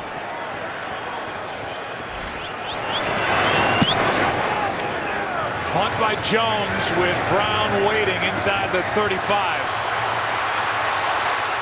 Room, far side. Jones in his way, and the punter, Chris Jones, forced him out.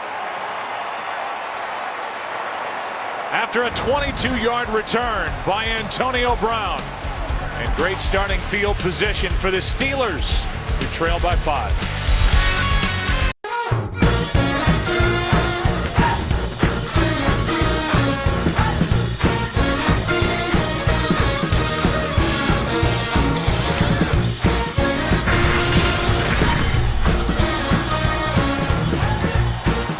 Counted the most, the Pittsburgh Steelers have defeated the Dallas Cowboys 2 times out of 3. In Super Bowls of days gone by. Here's Bell.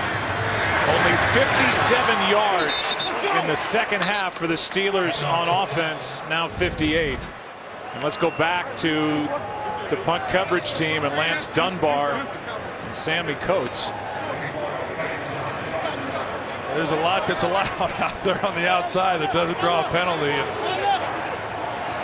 let them maul each other on that play. Second time the Steelers have started a drive in Cowboy territory. Did so on their first possession after the Prescott fumble. Quick throw. Brown with a blocker in front. The first down for Pittsburgh. And that was Eli Rogers who delivered the block. Tonight, if you really want to know what outrageous means, Fox Sunday is happy to give you a lesson. An all-new Fox Sunday tonight, starting at 8 Eastern, 7 Central. Right here, and only on Fox. Those Cowboys defense, they have their hands full. They give the ball to the Steelers at midfield and trying to stop this group. Not an easy task. Big first down there by Antonio Brown. Here's Brown on the other side. Got around Byron Jones, but Brandon Carr is there for the stop, a gain of just 2. You just see how dangerous he can be when you get the ball, quickly into his hands with a little bit of room, and he had some good blocking on that second down catch on the previous play to pick it up. That time not much help, but he still was able to get at least a little bit.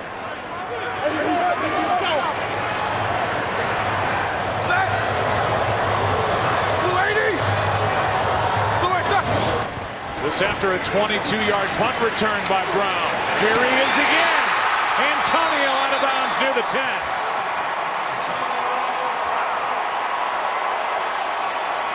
Well, it's a well-designed route by the Steelers, and they're able to get Antonio Brown into that little soft area in the zone just behind Leon McFadden. And because they run a receiver out to the flat just enough to help hold McFadden, it creates some space then for Antonio Brown to get in behind it. Leon McFadden is in the game because Orlando Scandrick is out as they check him for a blow to the head. Quick throw, Jesse James down near the 1.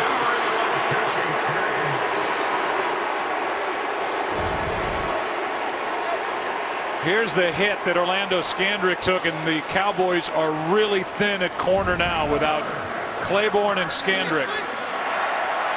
McFadden was at it a week ago, and there's Orlando Scandrick. It's first and goal from the 1 as an extra offensive lineman, Chris Hubbard, comes in for Pittsburgh. Fullback Roosevelt Nix in there as well. Hey, 5-5, yeah, 50. Right 50. One of you. Bell strings it out and takes it in. Touchdown, Pittsburgh.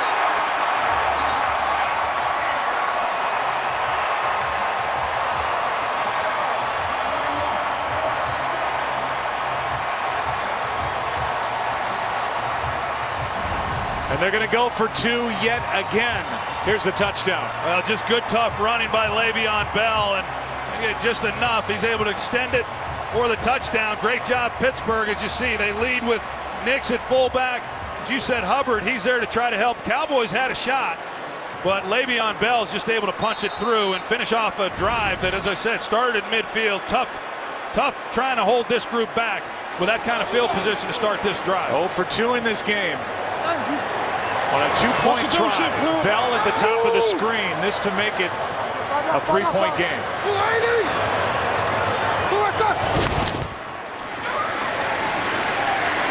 Roethlisberger just flips it and incomplete. Toussaint flashed in front of Jesse James, and James may have been there to just catch it easily, and out of nowhere comes Toussaint, who can't make the play, and the lead is 1. Today's game is sponsored by T-Mobile. Switch to the network built for unlimited data.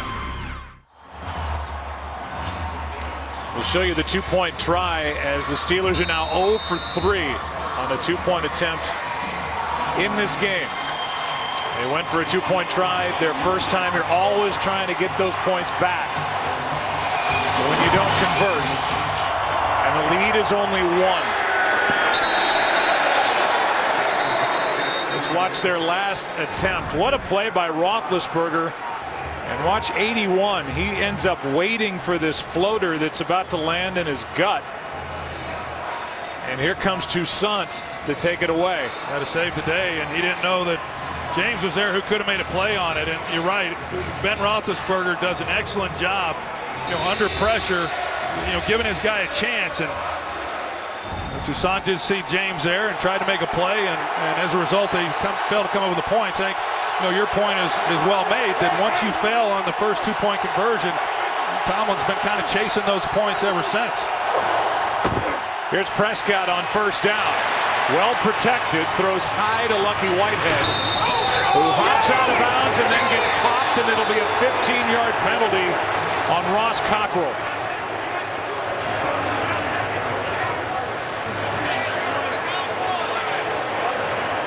After the play, personal foul, unnecessary roughness, defense number 31, 15 yards from the end of the run, first down, Dallas. Well, that's the opposite sideline from the Steelers, so Mike Tomlin can't tell exactly what happened, but I think that was an easy call. He's out of bounds, and he gives him a shot. That carries the ball all the way up to the 45.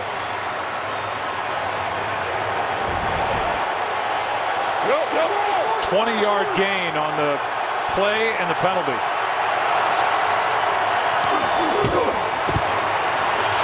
Hand off to Elliott.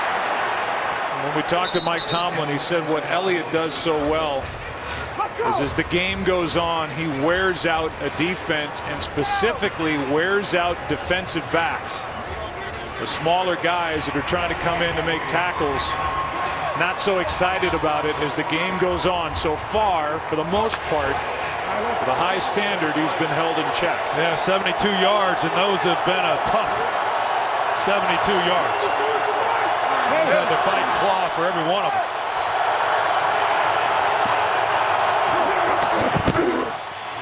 Play action. Prescott now dumps it off to Elliott. First down and more. And the clock will continue to wind as Elliott with a catch and run of 12. Just good patience by Prescott. It looked like he's trying to get the ball down the field. It's not there. He knows where his outlet receiver is with Elliott and drops it off to him. And these are the things you kind of learn as you kind of move through this league. But for Prescott, he shows great patience, and rarely does he force the ball. And you see the job that Tyron Smith trying to slow that guy down, James Harrison. That's a tough task.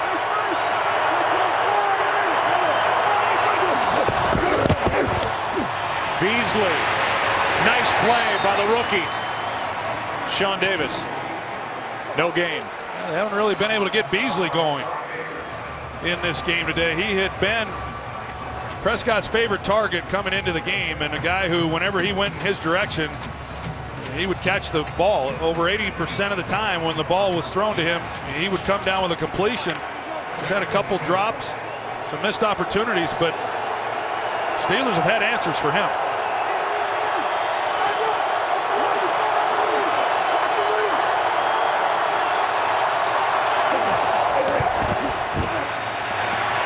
Pass is gunned to Witten, who is spun around. They're going to mark Witten short of first down yardage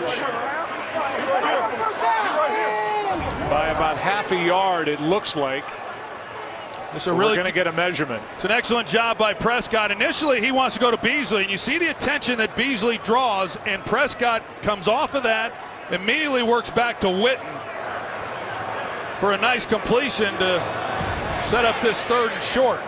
Well, they're going to measure. It looks like he's a little bit short. Witten is pleading his case, saying he didn't get enough progress with that extra spin and reach. And it will be 3rd down and that much. They are inside field goal range, trailing by 1, and that's going through Jason Garrett's mind. If we don't pick it up, I think what's going through his mind is we better pick it up and continue to take time off this clock and not give the ball back to Pittsburgh. I think everybody knows what Roethlisberger's capable of doing. Ezekiel Elliott is 3 for 4 on 3rd down and 1 in this game. Watch it right That's here. less than 1. Well, this defense is 6th best in the NFL coming into this game on 3rd and 1. They give it to Elliott, and he's got it. Coming up on 4.5. And here's the fringe benefit, although it's probably more than a fringe benefit when you have the ground game that the Cowboys have, is you can eat up so much of the clock as they're in a position here down by just 1. Pittsburgh only 2 timeouts, and we're coming up on 4 minutes left. Yeah, and if they do throw it, I would expect to see some high percentage, get the ball out quick, make sure you keep the clock running. Pass over the middle. There's Beasley. He makes the catch in traffic. And the clock will wind to under 4. Gain of 7. Well, we talk about Elliott and all the things that he can do, catching the ball and running with the football, but for a young running back, those are the things that impress me right there. You just don't see that. The guy, that's what most running backs are not asked to do that in college. They really struggle with it. That ball that Prescott just threw, that is a little bit risky out away from Elliott over the middle of the field.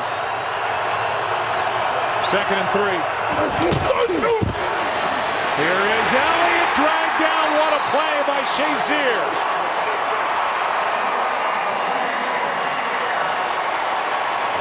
That's a great job by Shazier. Normally you're going to see the tandem block here, that you're going to get O'Leary off of that. He's not able to make a play. Ryan Shazier, he just sees an opening, the ball handed off to Elliott. He hits it. He's got great speed and quickness. He makes a huge play. He can do everything. In his 3rd game back from a knee injury, he can cover, he can play the run, he can blitz. There's not much more you need to do as a linebacker. 3rd and 8 now.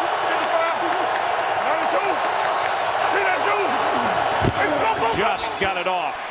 Pass is caught. Witten. Monster first down as Jason Witten takes it inside the 15. And the rookie Prescott makes another strong throw. Well, 3rd and long, Prescott, he knows where he's going to go, and that's Jason Witten. He has made a living on this option route in the middle of the field.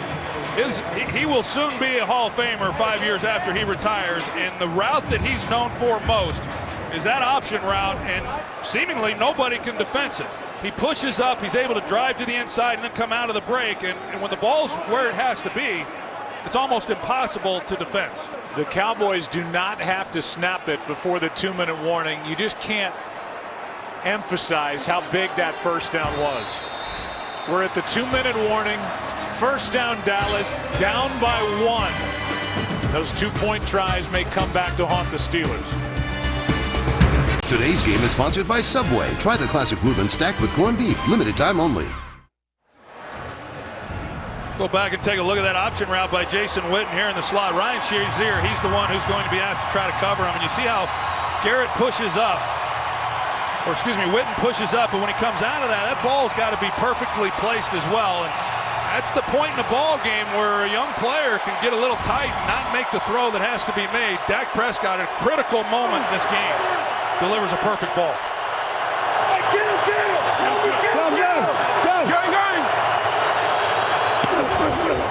Elliott starts right, cuts it upfield, touchdown Dallas.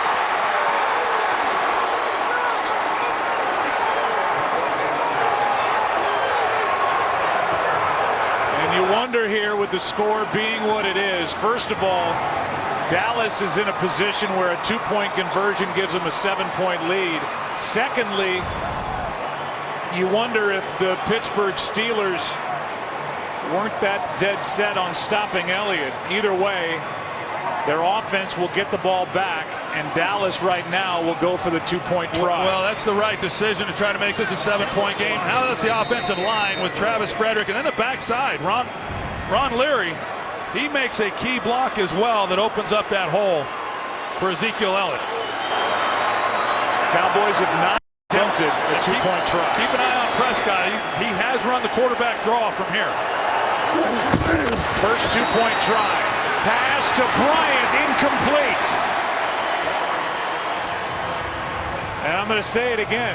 The Dallas Cowboys were in a position to run the clock down and force the Steelers to use their timeouts. The touchdown makes it a 5-point lead, but the Steelers about to get it back.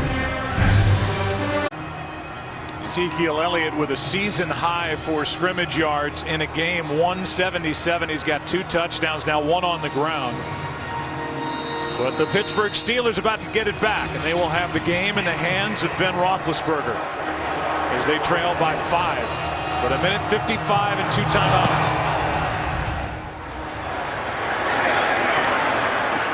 And the drive starts at the 25. Tomorrow night, National Geographic invites you to go to Mars. Join humankind's greatest adventure and find out how we made Mars home. The new series Mars premieres tomorrow night only on National Geographic. It's not Mars, but the moon hasn't been this close to us in 68 years. A super moon. A beautiful night in Pittsburgh. And how's this night going to end? With the Steelers snapping a 3-game losing streak, with the Dallas Cowboys making it 8 straight wins. Hey, base. Quick throw, Brown a little bit behind him with a nice catch. Short gain. Clock winds, 2 timeouts. McFadden out there making the stop. Leon McFadden just added last week, former 3rd-round pick of Cleveland in 2013. The Cowboys giving help to the outside, opens up the middle of the field. And there it is for a first down, Ladarius Green. Pass complete to Ladarius Green. We'll talk about the touchdown with Elliott when we get the chance. Right now, after that 10-yard gain, with the safeties deep. First down for Pittsburgh. Here's Bell. A lot of room. Le'Veon Bell inside the 40. And a timeout taken by the Steelers. Pretty nifty little play there by the Steelers. Le'Veon Bell, he's going to start to the outside, but then they put to Castro. He leads the way to block and bring Le'Veon Bell then underneath that. That's close because he can't be down the field making a block prior to the ball being caught, and he makes a hit. It's got to be at the line of scrimmage. So that was one that the Steelers could have been called on. But that's what freed Le'Veon Bell up for the big game. And again, first play after the 2-minute warning with 2 timeouts left. The Steelers on defense saw Ezekiel Elliott just carry it in almost untouched. It does make the deficit 5, but it gives number 7 a chance to answer. Yes. I'm with you all. In a game that's had 5 lead changes. Pass caught. Jesse James, a hurdle to the 15.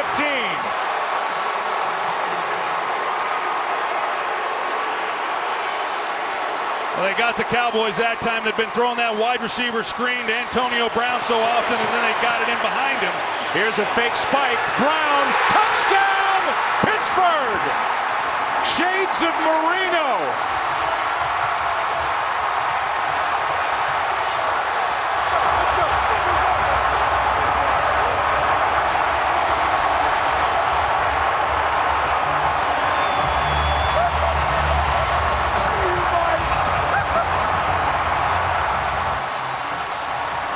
Go back and take a look at the previous play prior to that one for the touchdown. They've been throwing it out wide to Antonio Brown. This time they sneak James looking like he's going to block. They get the gain there.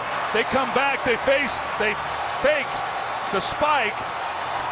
Antonio Brown one-on-one outside on Leon McFadden. What a throw by Roethlisberger, and the Pittsburgh native Dan Marino is the first, or at least the last, we saw do that.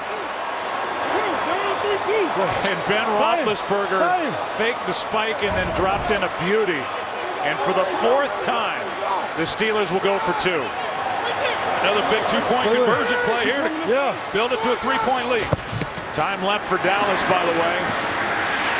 And the takeaway, and now Carr on the return.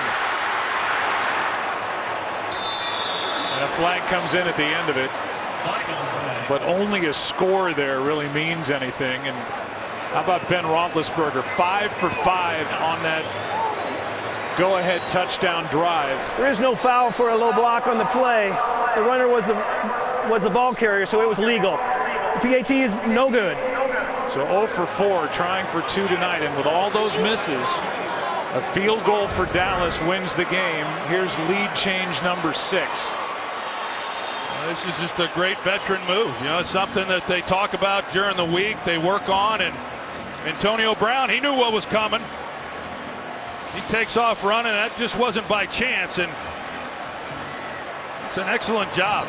You see DeMarcus Lawrence just stand up.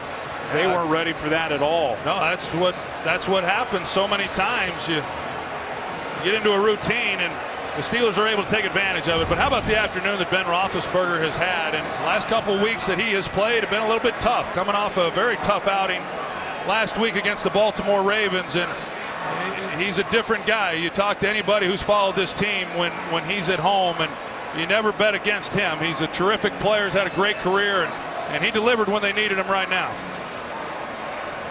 Well, now let's swing it back to the other side. 3 timeouts left. At the moment, 42 seconds left for the rookie, Dak Prescott. This Cowboys defense came in as one of just 2 teams not to allow more than 23 points this season. Along with the Vikings, Steelers have put up 30. Well, Dak Prescott has some things working in his favor. I mean, first of all, they have all 3 of their timeouts, and he's got Dan Bailey over on the sidelines. His longest field goal is 56 yards, but I don't think anybody really knows what his range is. I mean, this guy can boot it, and that's a little different here than it is Cowboys Stadium.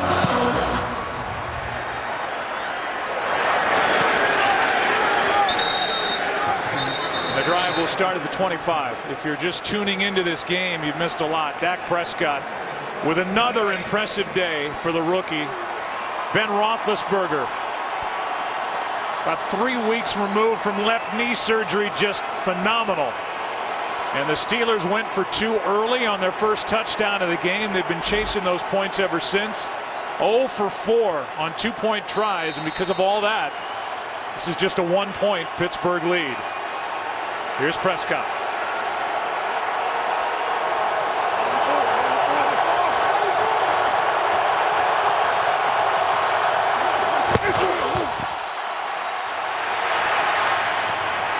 Throwing with his momentum, carrying him back toward his own end zone, and low for Witten. 2nd and 10. Yeah, that's one of those where Cowboys are happy that that was incomplete. If he makes that catch, he's going to get tackled pretty much right on the spot. They would have been having to burn one of their timeouts. Dez Bryant, he's drawing some attention right now. They got 2 guys locked up on him. I can't imagine that they're going to give him a one-on-one look, but right now, Prescott fires, has got Beasley. Beasley had the first down and may have given it up. Looks like enough progress is given for a fresh set, and a timeout taken by Dallas. Let's give you a video recap. Ezekiel Elliott with an 83-yard touchdown catch and run on a screen. A 50-yarder to Dez Bryant on 3rd down and 11. And the Cowboys were celebrating. Le'Veon Bell has had a 2-touchdown game, 1 through the air, 1 on the ground. And then Ezekiel Elliott just walked in. A first play after the 2-minute warning. And that gave Big Ben a chance to do that. Go down the field, perfect on the drive. And the touchdown to Brown for a 1-point lead. Prescott now on first down. Pass is caught by Witten. And Witten has got another first down, and with 23 seconds left, Dallas takes their second timeout. In case you're wondering, Troy talked about the career long for Bailey.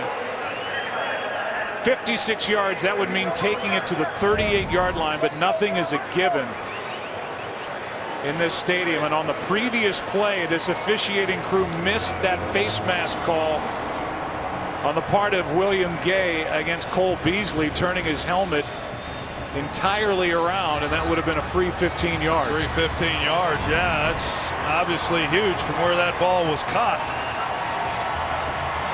In case you're wondering what kind of a game it's been, no NFL game this season has had 7 lead changes. We're at 6. If we get to 7, the Cowboys will take the lead, and that purple line would be the outer edge of field goal range for Bailey. First down. 1 timeout. Prescott throws, pass is caught, and Witten stays on his feet, and a flag is thrown at the end of it. And let's see what this call could be. If it's a face mask, this would be huge.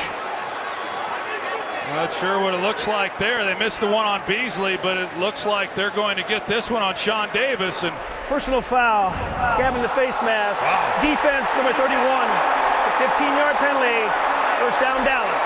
And maybe as importantly, it saves a timeout. And Witten was already stood up. I mean, he really was not going anywhere. This was a team that was penalized a lot. That loss last week, and none more costly in this game than that one.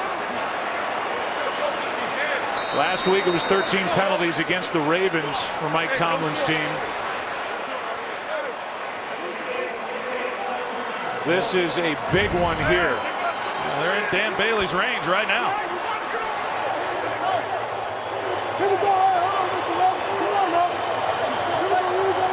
Four penalties for 40 yards in this one, a big 15 yards here. It's Elliott. Elliott for the touchdown. No flags. Cowboys lead. 9 seconds left.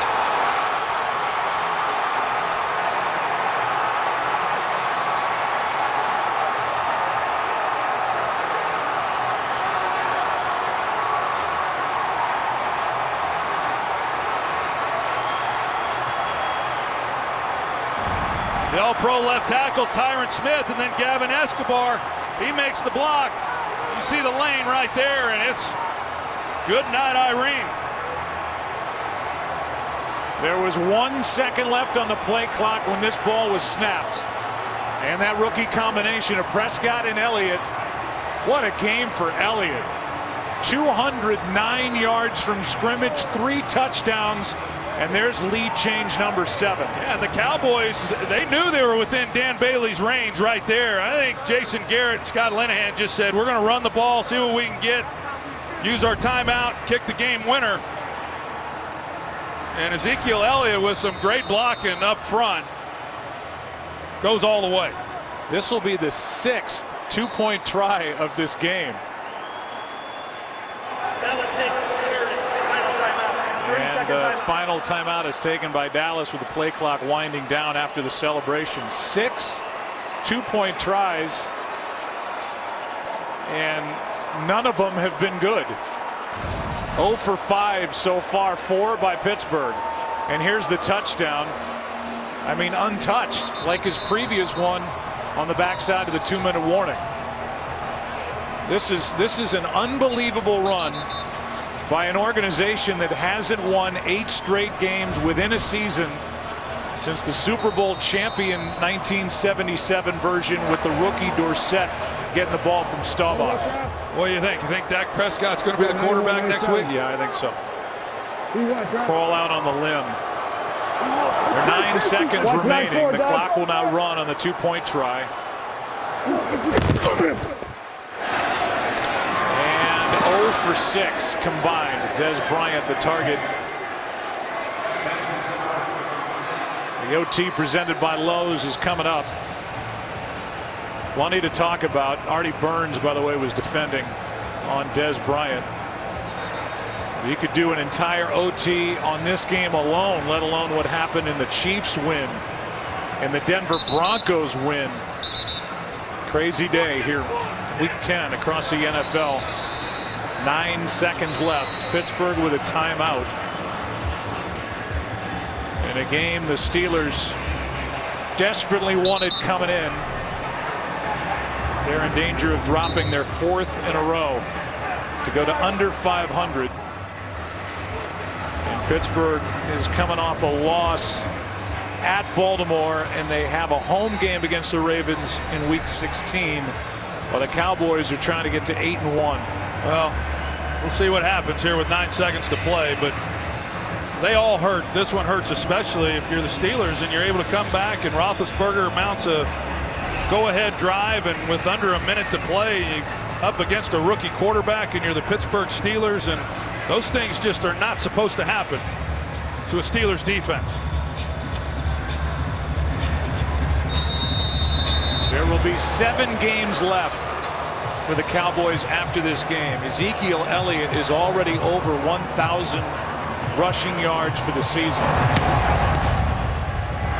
Here's Bailey with a line drive kick into the end zone, so no time comes off the clock. The NFL rookie rushing record belongs to Eric Dickerson with 1,808 with the 1983 LA Rams, and that is well within the range considering how this season has gone for Ezekiel Elliott. To try to, Troy, not only set that record, but he is one of, if not the front runner right now in the MVP talk. Forget rookie of the year. Yeah, no question. It's a short list, but he's right there on it. Underneath, it's Brown in a 5-point game. 1 timeout. The Steelers will use it with 2 seconds left.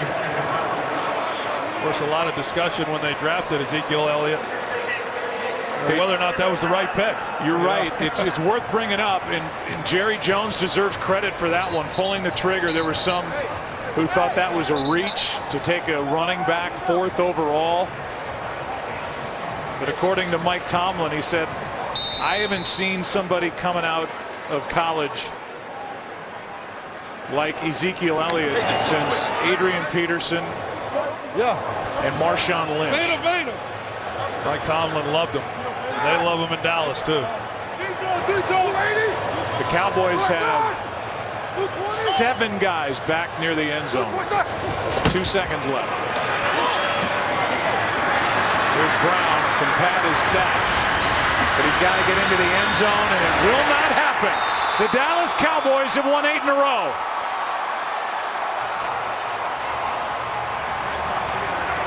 And that rookie backfield of Prescott and Elliott has the Cowboys on top in the NFC East at 8-1. Jason Garrett in his 6th full year as the head man with Dallas. He's never been a part of a run like this in the NFL. The OT presented by Lowe's coming up. America's Game of the Week. What a ride it was in Pittsburgh.